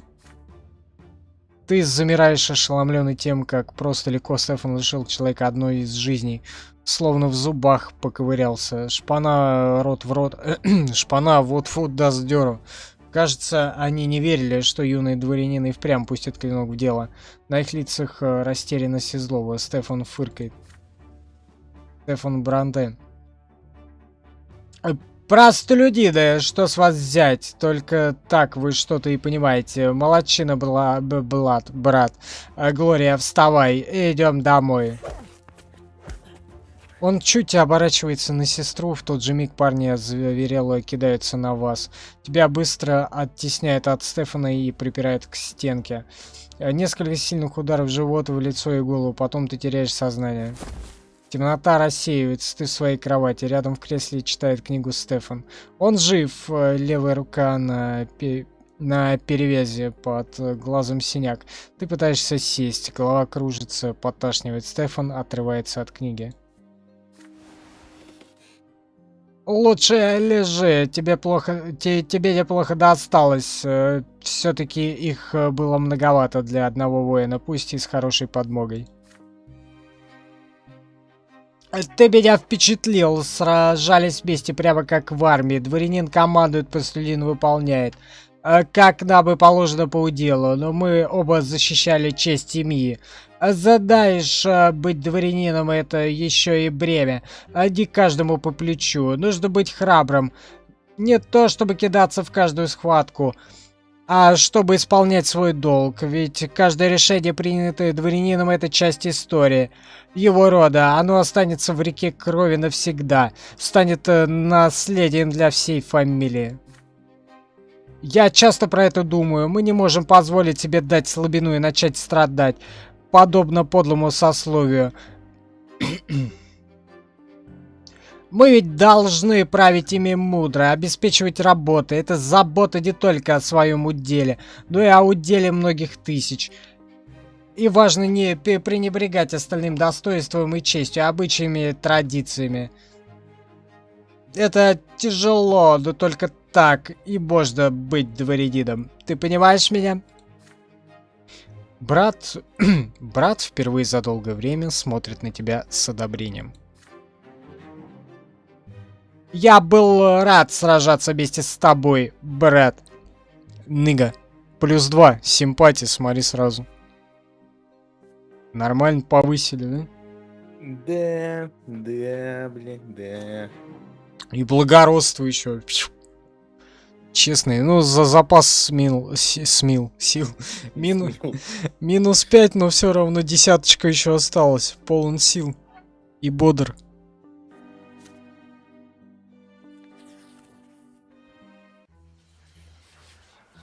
Суд над обидчиками. Попиздить пойдем, да? Типа да.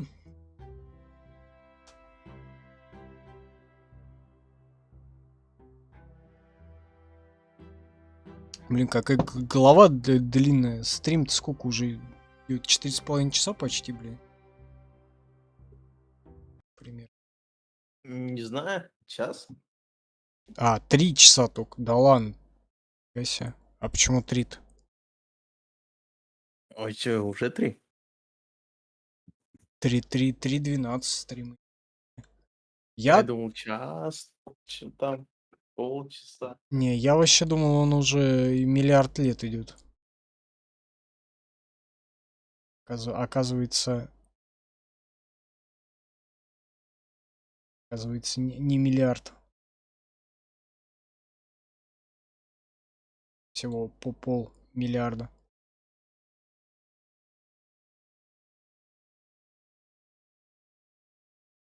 Так. Го дальше.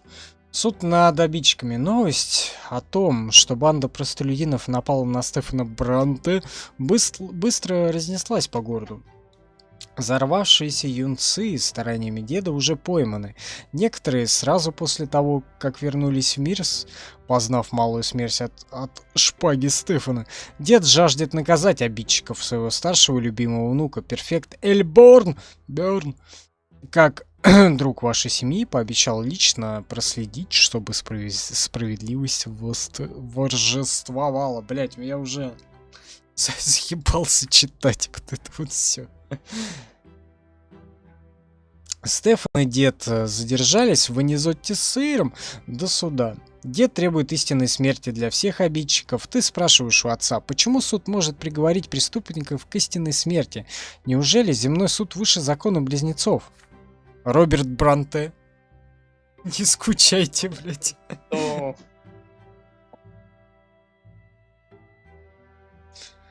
Я затёк. Ты прав, сын. Нет ничего выше их закона.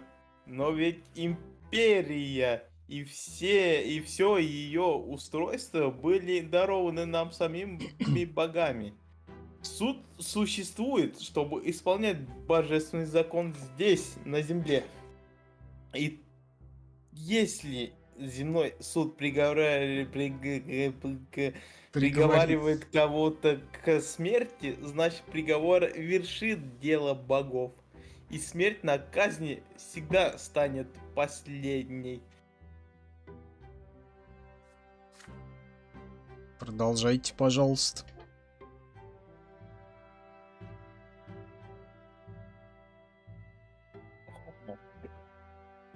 Бесспорно, что простолюдины, которые напали на Стефана, дворянина по рождению, совершили тяжкое преступление.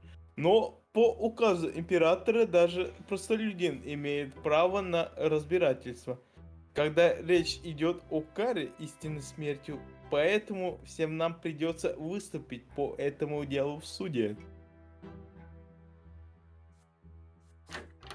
Вечер. Глория заходит к тебе в комнату. Она подавлена, накручивает прядь волос на палец. Ты откладываешь учебники в сторону и спрашиваешь, что случилось. Завтра уже суд. Где суд? Я думала, что меня позовут выступать как свидетельницу. Это же все из-за меня все началось. А господин Роберт вообще не собирался даже упомянуть, что я там была. Представляешь? Говорит, это помешает делу. Героиновая наркоманка, блядь.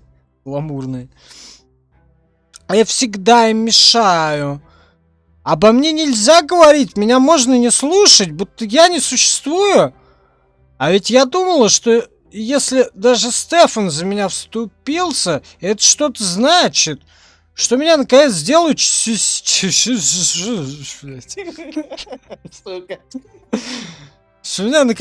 меня наконец сделают частью семьи. Но все остается как всегда. Глория изо всех сил старается не плакать. Ты успокаиваешь сестру как можешь. Говоришь, что отец лишь хочет уберечь семью от неприятностей. Глория. Если господин Роберт считает, что от меня только неприятности... Блять. Алкоголичка, блять, просто. Если господин Роберт считает, что от меня только неприятности, не нужно было вовсе брать меня в дом. Обиженная Глория убегает к себе. Ты возвращаешься к книгам, но мысли твои далеко. А если на суде сказали бы, что и тебя там не было, что бы ты чувствовал? В дверь раздается стук. Пришел отец. Он закрывает дверь, садится и смотрит на тебя уставшим взглядом. Роберт Бранте.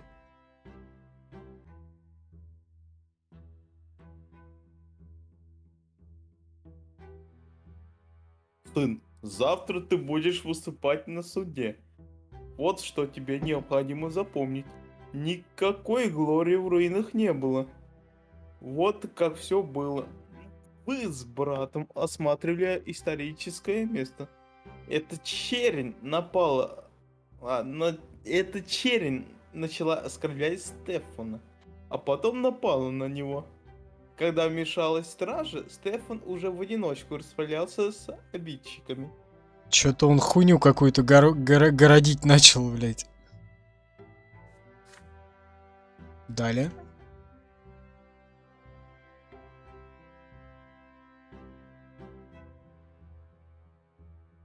Участие Глории бросит тень на это дело. Если напомнить суде о самом ее существовании, пострадает репутация рода. А твой дед никогда мне этого не простит. Не подведи меня. Мы все очень рассчитываем на твою помощь. Да дед идет нахуй просто, блядь. Перед глазами стоит недавний вечер. Глория, лежащая в кругу отвратительно гогочущих парней. Раскиданные по земле листы со стихами. Самое главное сокровище сестры. Благородной себя возомнила, кричали они ей. Разве дед, отрицая ее как как часть семьи, не говорил ей то же самое? Так она же она же сама, типа, хочет, ну, типа, ей, типа, неприятно, она же хочет на суде сказать то, что она там была, типа. Зато если следовать наказу отца, суд будет быстрым. Простолюдины напали на дворянина, их покарают истинной смертью. Если рассказать о Глории, то все запутается, и тогда неизвестно, чем кончится дело. Как поступить, правильно или справедливо? А что там на переубедить показывает? Так, тут поддержать ты изложишь события без участия Глории, как и просил отец, солгать отцу. Сейчас ты согласишься, но на суде расскажешь про переубедить. Ты решаешь добиться справедливости для Глории, да. Вот отношения есть, условия выполнены. Все. Опять запас сил. Блять, да чё он... Чё он все время, блять, у него запас сил расходуется? Поднять платок, запас сил. Чё-то сказать, запас сил, блять. Ну, пиздец, нахуй. Мне, конечно, тоже иногда лень что-то рода открывать, с кем-то разговаривать. Но не настолько, Ну, настолько это чтобы вообще... запас сил на это тратить. Давай сделаем чуть-чуть этот Кого?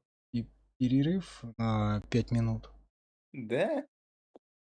Да, Странно, но мне не надо. Ну ладно, все равно пойду. теперь мне надо. Так, короче, да, сейчас через пару-тройку минут вернемся. Оставайтесь, можете пока вот в Телеграм.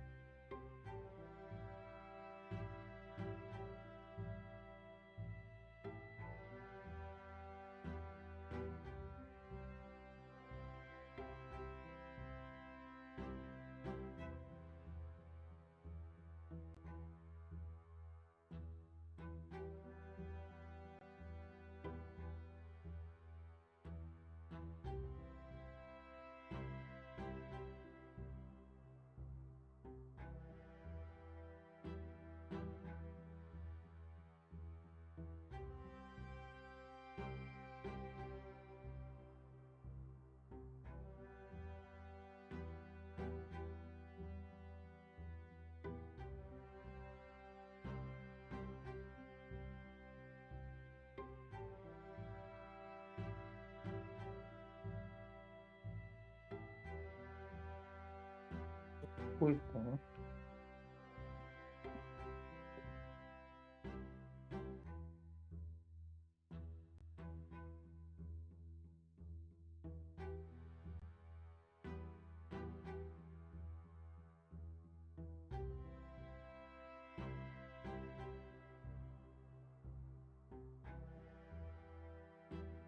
Эй, нахуй.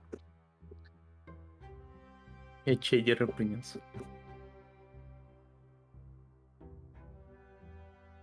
Ты, блядь, издеваешься, что ли, сука? Ну ёбаный рот, ну сколько можно? Это хуйни. Пошёл в жопу, ёбаный. О, увести так.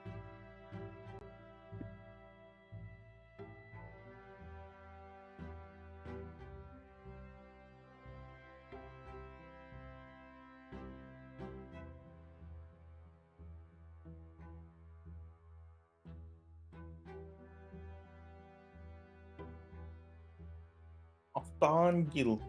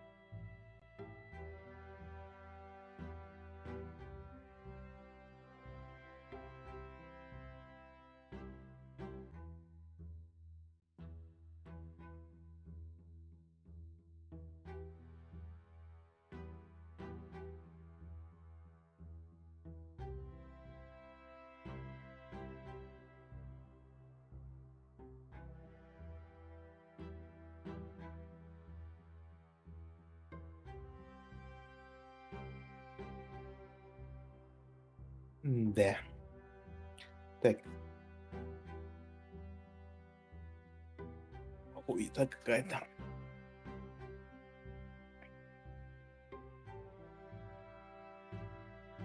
Эй. Голова два. Ой, блядь. Надо поспать. И не выспаться очередной раз.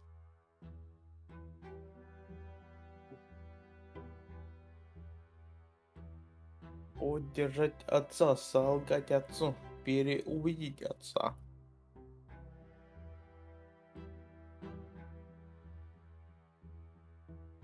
Хуй знает, что делать.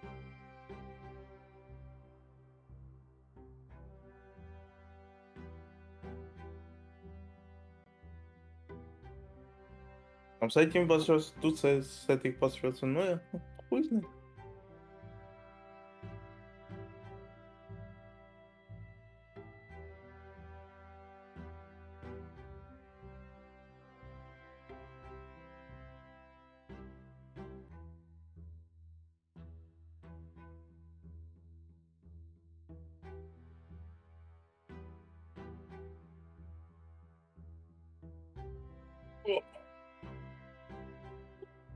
ёбаный рот.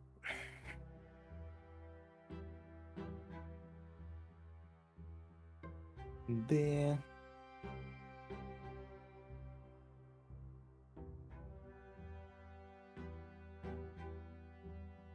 Так, что-то я не то сделал.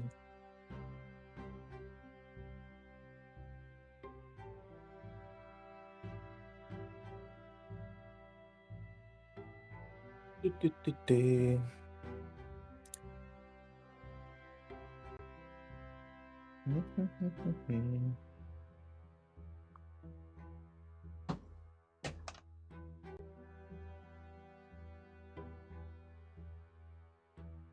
Шо там это? Меня засосало. Опасная трясина, блядь. И вот это вот все. Да? Ну, чё там? Чё расскажешь? Чё, не знаю, так сижу, делать нехуй. Чеддер жру. Чеддер, а он ж безвкусный. Да, в смысле безвкусный? В прямом. Моцарелла, блядь, безвкусная. Так чеддер тоже, он, это ж, ну, он, блядь, он бутербродный, с Бля, у сыром. него вкус есть, ты чё? Да нет у него я недавно пару раз. Ты Не. хуёвый ел, я ем, и у него вкус есть. Да нет у него ни хера, блядь. Да есть, блядь. Может, Приезжай, я тебе дам попробовать. может, я закоровил, блядь. Так. Женя. Вот это вот все. Чё делать-то будем в итоге? А, бля, без разницы. Сожжешь отцу, минус отец будет. Сожжешь это... А, поддержишь отца, минус Глори будет. Переубедить, Перебедить. минус репутация в семье. Ты уже посмотрел, что ли?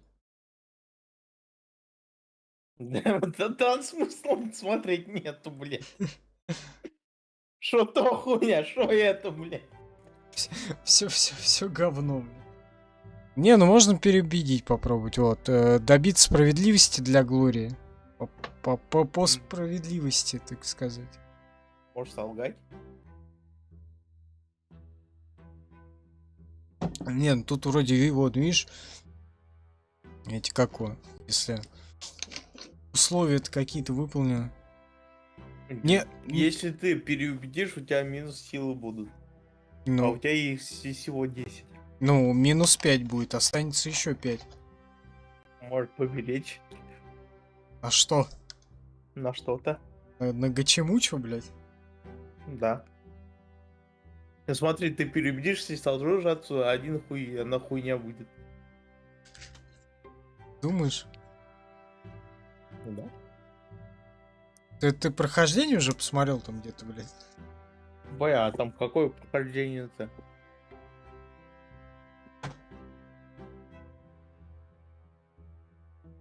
Ну, а какое прохождение может быть у такой игры? Буквенное. Как, например. Ну, там же разветвление, ебать, какое охуенное. Какое прохождение не посмотри, везде будет по-разному. Не, ну они же могут... Нет, я имею в виду, у тебя текстовые варианты, там же они... Ну, у тебя Пишут. выбор, там то, что пишет, будет от автора лично свое мнение, что делать. Да нет, есть эти специализированные. Там, скорее всего, даже у этой игры есть статья на этой, на вики, на фандоме, короче. И там Да? да, и там все выборы написаны. Вот. Но мы же по хардкору играем, блядь. Без подсказок и без прочего, блядь. Не знаю, давай Ой, есть, да, такое. перебедим. Суд над обидчиками. Глядя отцу в глаза, ты говоришь, что не будешь давать лживые показания. Он же сам судья. Как он может бросить тебя лгать в лицо Эльберну? Разве Глория недостойна настоящей справедливости, или дед прав, и она лишь приживалка, которой положено стыдиться? Но зачем тогда отец вообще взял ее в свой дом, под свою защиту?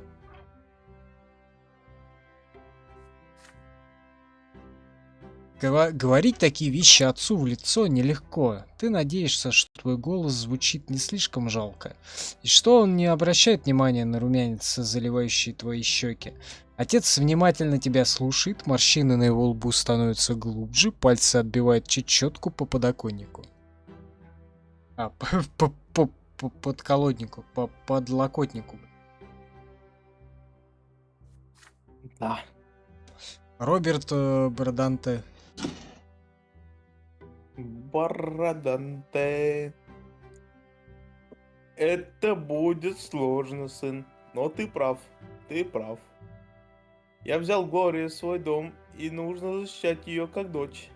Это мое решение, и нельзя от него отказываться. Утром я поговорю со Стефаном. Главное, чтобы об этой перемене не стало известно вашему деду. Деду. Деду. Настал день суда. Заседание идет в малом зале префектуры. Судьей выступает сам господин Эльберн. Тебя вызывает отвечать первым.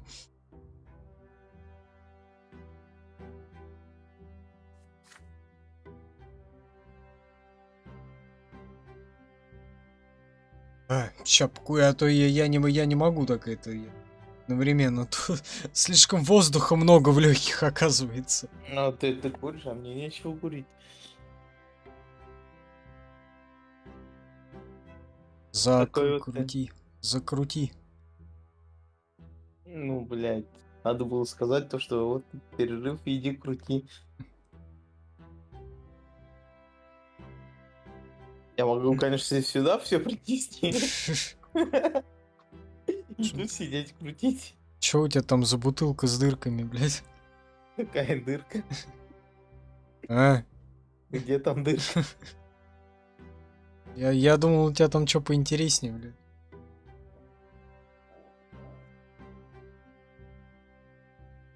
Надо масло сделать с дыркой. Чем? Берешь бутылку, да, наполняешь водой. То есть сюда фольгу наматываешь. Чтобы как чаша для кальяна была. Вот ту дырку. Какой-то этот, блядь, вводник для нищих, нахуй, получается, блядь. Сюда поджигаешь то, что дымит. Это Открываешь дырку. подъездный бонг, короче, это, блядь. Потом заклеиваешь обратно. Потом наливаешь масло и хуяришь вот так. И получаешь дымное масло. Ужас. Вместо этого ебучего жидкого дыма.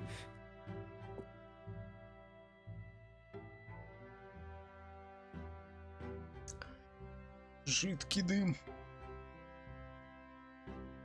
Такие дела.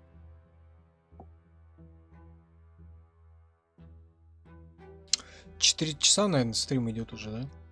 Да, что делать будем? Ну надо доиграть вот эту вот. Да? Что, мне принести, что ли, крутилку? Да я думаю, сейчас после суда, наверное, закончится эта глава. Скорее всего. Ах, хуй знает. Суд, сосуд, там вся хуйня.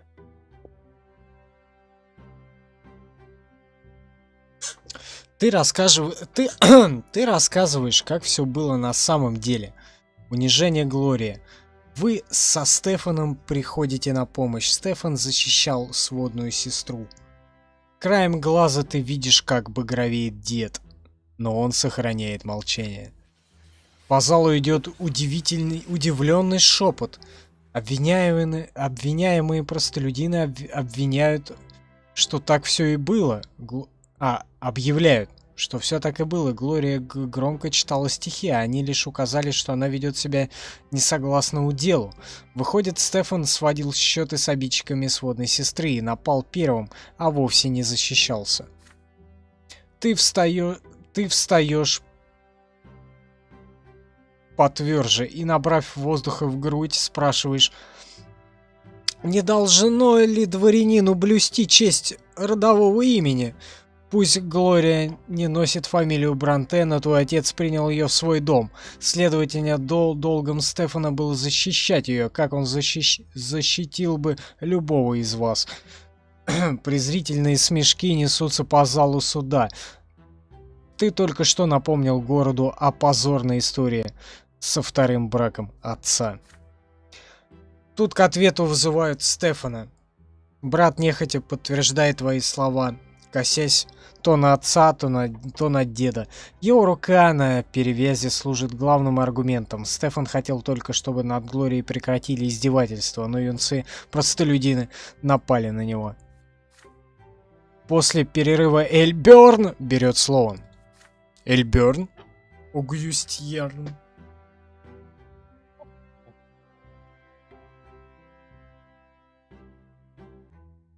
Тут Анизоти признает обвиняемых виновными в нападении на благородного господина Стефана Бороданте, защищавшего честь члена своей семьи Глории. Суд приговаривает всех четверых к истинной смерти через повешение. По залу будто проносится ветер. Виновные побледнели, их матери плачут навзрыд. Каждый присутствующий ощущает жестокую силу закона, безжалостного и справедливого.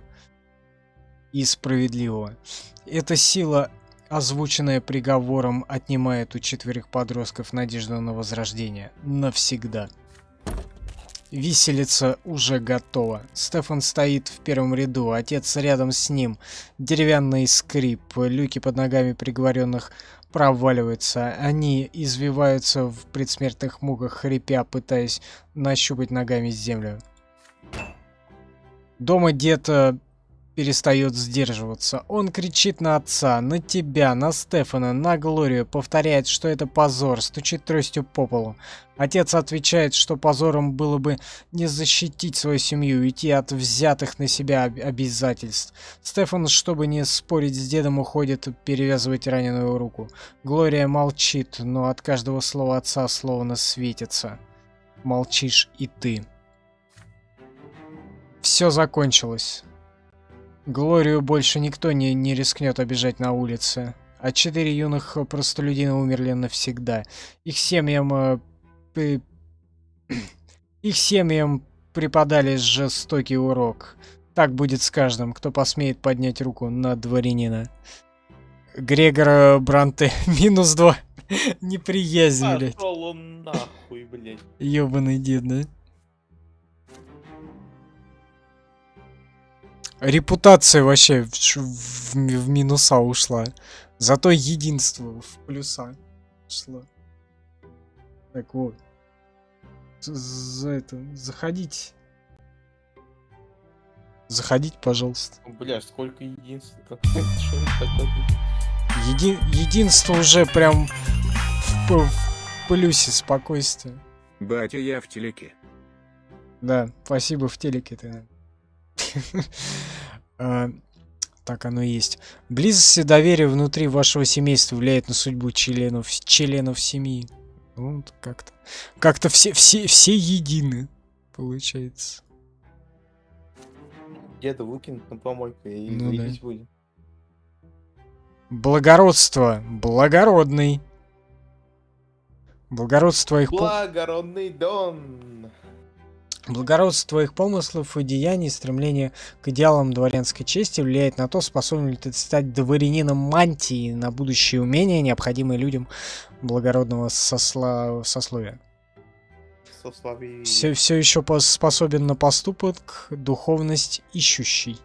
Твое стремление к постижению тайн бытия, исследованию божественного в мире, в других людях и в себе влияет на то, способен ли ты стать священником, и на будущее умения, важные для людей духовного сана. Короче, Почему тебе духовности дали, если ты против этого хуйни поступил?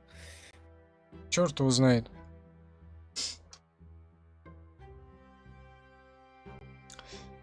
Неясно. Ладно, будем искать дальше. Странно, да, надо еще покурить.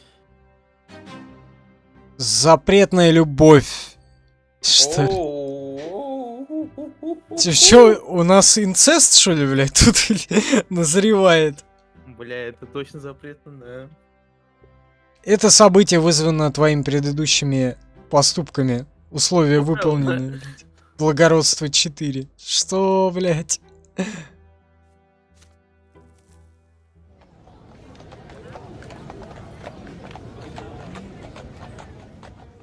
Благородный дом. Кто тут?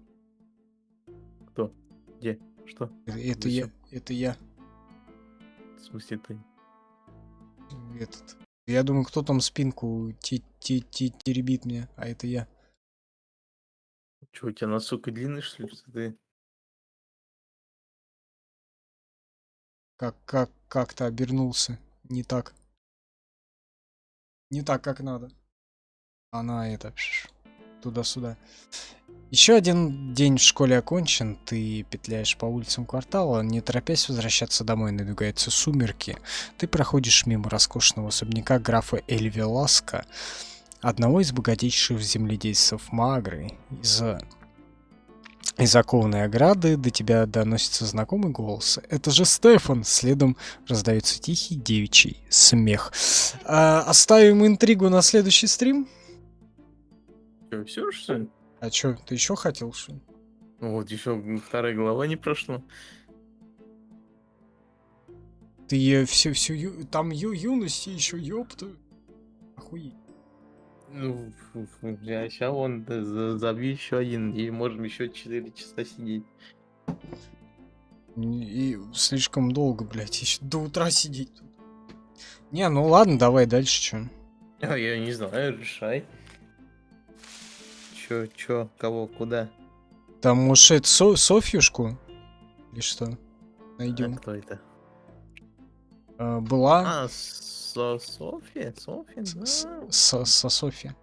Тогда нам надо это перекурить еще раз. И до утра. До утра, блядь, не надо. Надо. И до утра такая песня была. Это... ну, так, подожди. Надо пройти главу, что ли, вот эту? Ой, не знаю. А как называется? Запретная любовь. Надо посмотреть. Как это сделать? Сколько там еще? Ну, набери в интернете. Прохождение. Мы с 26-го года играем, а сейчас 11:31 год. Нихуя не вижу. Юность. Нет, это не юность, это еще отрочество. Нихуя себе. Удел дворянина. Что такое? Запретная любовь. О. 1, 2, 3, 4, 5, 6, 7. Еще 7 штук. До конца второй главы? Да. Понятно. Значит, не сегодня. Не знаю. Потому что одна глава сколько, блять, час проходит? Шо? Зачем? Нихуя сейчас мы, блядь, и он 5 часов уже сидим. Не, я имею в виду не глава, а вот эти вот подглавы. Вот эти вот. Ну, а ты читай быстрей. Ну, блядь, тебе что, не интересно, что ли? Что там за оградой? В саду? Кто там? Ты заглядываешь за ограду в сад. Это и впрямь твой старший брат. Разодетый, будто собрался на прием к императору. Он помогает выбраться из окна некой миловидной особе. Юная госпожа бросается на шею твоему брату. Это Мария Эль Веласко, графская дочь. А ведь всему городу известно, что она уже обручена с молодым аристократом из куда более знатного рода. Стефан Бранте. Мария, я думал, что лишь помогу вам спуститься с вашей небесной обители на землю, но касаясь вас, я сам поднимаюсь на небеса. Стефан подхватывает дочь графа на руки, та едва слышно смеется и целует его в щеку. В ответ он берет ее подбородок и... Да. В ответ он берет ее подбородок и поворачивает к себе, и губы сливаются в поцелуе. Ты следишь за ними в смятении. Это не с тобой, не интересно уже. Можешь вырубать. Стефан ставит под удар всех Бронте. Такие выходки с дочерью влиятельного графа могут дорого стоить вашей семье. И это после речей брата о доблести, о воспитании, о достоинстве рода. Но Стефан сияет от радости. Твой старший брат счастлив. Действительно счастлив. Ты никогда его таким не видел. Стефан так нежно обнимает дочь графа, как будто боится ее сломать. И Мария разделяет его чувства. Вправе ли ты забирать у них такое тайное счастье? Вот что-то это мне напоминает. Говорить с братом нужно наедине. Ты терпеливо дожидаешься во дворе, пока он не вернется со своих вечерних похождений. Увидев тебя у ворот, Стефан вздрагивает от неожиданности. Напомнить о дворянской чести, поступки Стефана угрожают семье позором. Помочь Стефану. Ты обещаешь брату помощь в сохранении его тайны. Не знаю. Да в жопу этот мир. Вот он как какой... Пошли нахуй, Да. блядь.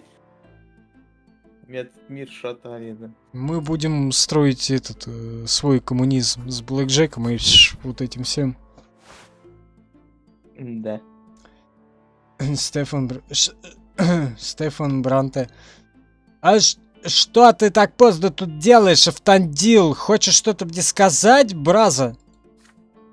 Ты признаешься Стефану, что видел его сегодня в саду Эль Веласко с дочерью графа.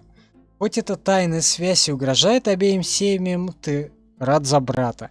Ты понимаешь чувства, которыми он горит к своей возлюбленной. Они стоят того, чтобы рисковать. Стефан... вот это да. Действительно. Так. Стефан может рассчитывать на твою помощь. Вместе вы можете сохранить эту тайну. Стефан сперва вспыхивает яростью, но твои слова поддержки успокаивают его. Ну ты Чего? Соглядатый, да. Ну ты соглядатым растешь, ничего от тебя не спрячешь. Да ты прав, это дело рискованное, твоя помощь тут придется кстати. Хоть ты пока и не дворянин, надеюсь, на твое слово можно положиться. Теперь ты иногда выручаешь Стефана и Марию, когда им нужно скрыться от посторонних глаз. Один раз даже пришлось отвлечь на себя слуг Эль Веласко, которые устроили за тобой настоящую погоню по всему кварталу. Но ты ушел непойманным, а старший брат насладился еще одним вечером со своей избранницей. Оба они знают, что дни их тайной любви сочтены. Как ваши вылазки скажутся на положении семьи?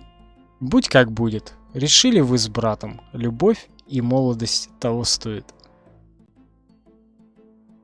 Молодость и панк-рок. Вот Это мы узнаем в следующей части. Духовность у него плюс. Бля, у меня начал Twitch ебаться.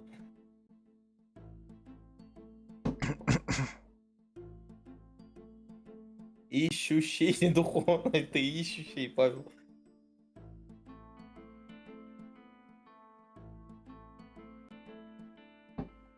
Ищущие всегда найдут. Так точно. О, супростония выпил. Да, пьем. Да. Ну, ебать. Я вот чё смотрю на свой ноутбук, да. И он овечий чат. Он его нагружает на 1,7 гигагерца. Ну, он такой, да.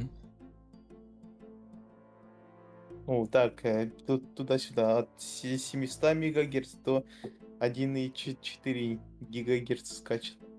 1,5. Охуеть. Поставь на Xeon на свой. Какой Xeon. У меня же нет табук на Linux. Ну, поставь на комп. Овечий чат. Linux там. Пингвина. —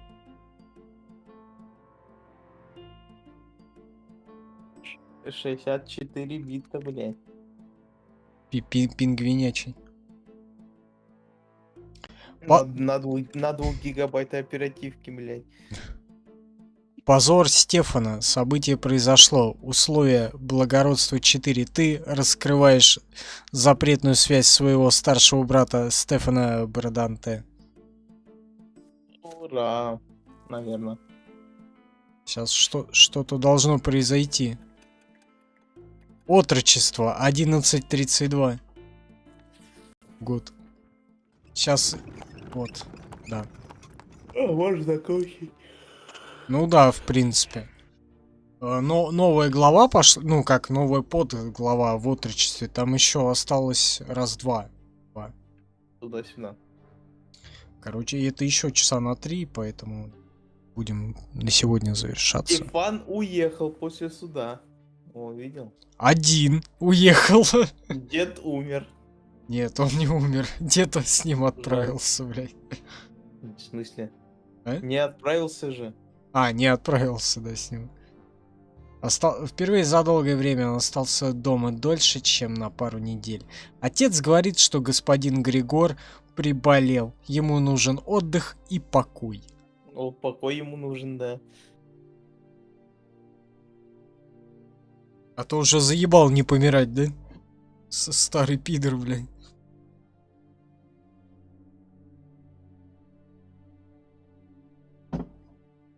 Гнида.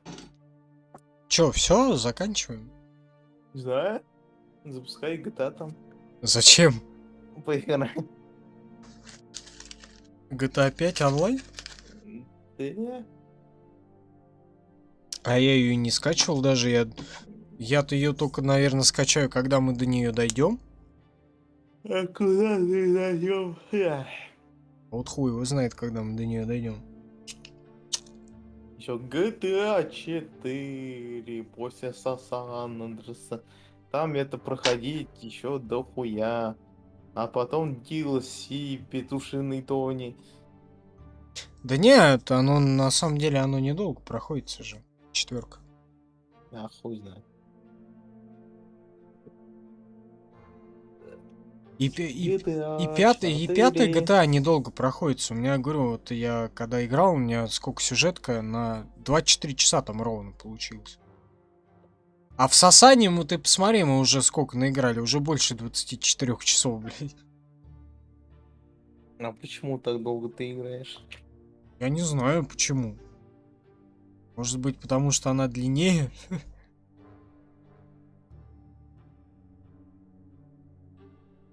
GTA Сан Андрес наша жизнь, да. Жизнью жить, блядь. РП, Ты играл в моды в GTA Сан Андрес? с мод? Нет, я на Сан-Андрес я не ставил. Что-то у нас какие-то сборки были. Там измененные текстуры, блядь. Это на въезде, это в Лас Вентурас, это петушиный. Там хуем было, какая-то была построена, блядь, с этими с лесами. Туда-сюда наверх забираться. Так, я, наверное, пока вот эту, раз мы так вот телеграммный код поставлю. Не, у меня была Сан-Андрес у меня нормально была. До этого... Ну, у нас тоже нормальная сначала была, но потом появилась откуда-то модифицированная хуйня с измененными машинами. Вот я играл, по-моему, в этот вот, когда с это Vice City проходил, вот у меня она, по-моему, с какой-то хуйней вот этой пиратской была, блядь. Потому что там... Делюкс.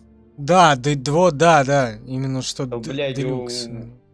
я первым не оригинальный Vice City играл, а Deluxe вообще. Вот я и я Делюкс проходил, вот этот вот пиратский, блядь. Где там колесо обозрения там или какой-то, короче, какой-то остров там еще есть, блядь. Ну, остров, где это, прыгать туда-сюда на машине Да. надо.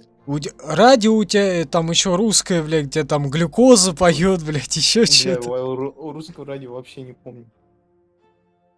Там глюкоза, еще какая-то хуйня, блядь. Машины там, да.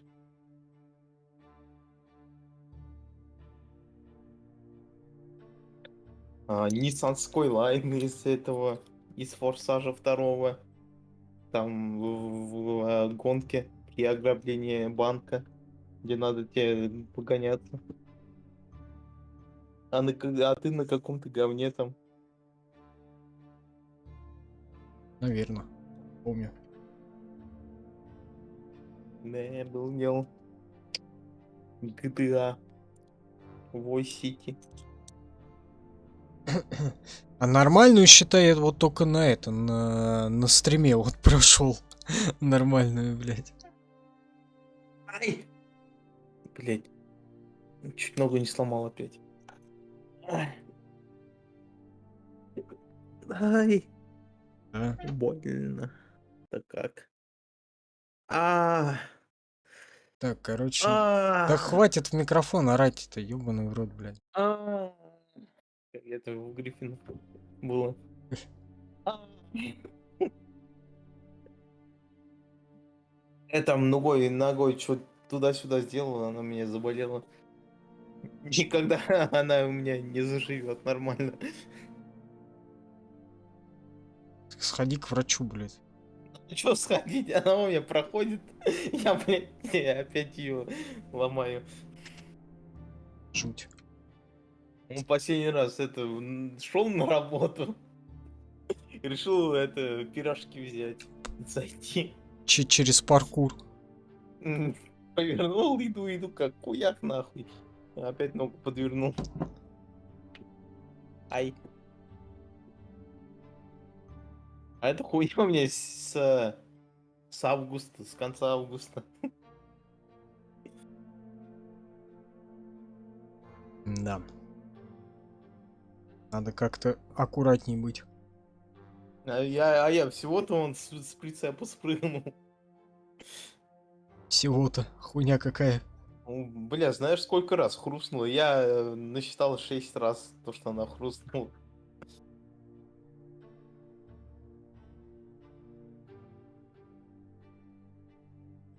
Так, ну чё, господа, товарищи, будем закругляться? Чё, GTA не будет? Нет. А Василий?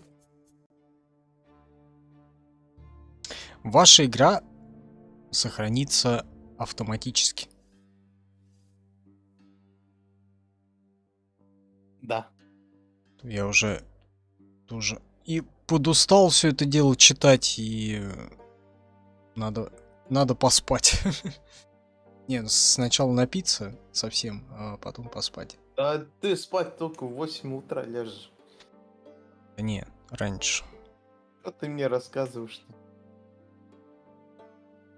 Я сегодня 2 раза аж просыпался в 7 утра, а потом около 11 или в 11 совсем встал. Да? Да. Зачем? То есть ты сначала 5 минут поспал, потом Не 5. Там, сколько ты часов? так, все, там черный экран. Телеграм, также по ссылочке в описании. Телеграм, Дискорд, что угодно. Ютубы, Твичи, группа ВКонтакте. Вот это вот все. Ой, заходи, пожалуйста. Ты прям очень вовремя, потому что мы Вау! заканчиваем. Давай еще раз. Да, бля.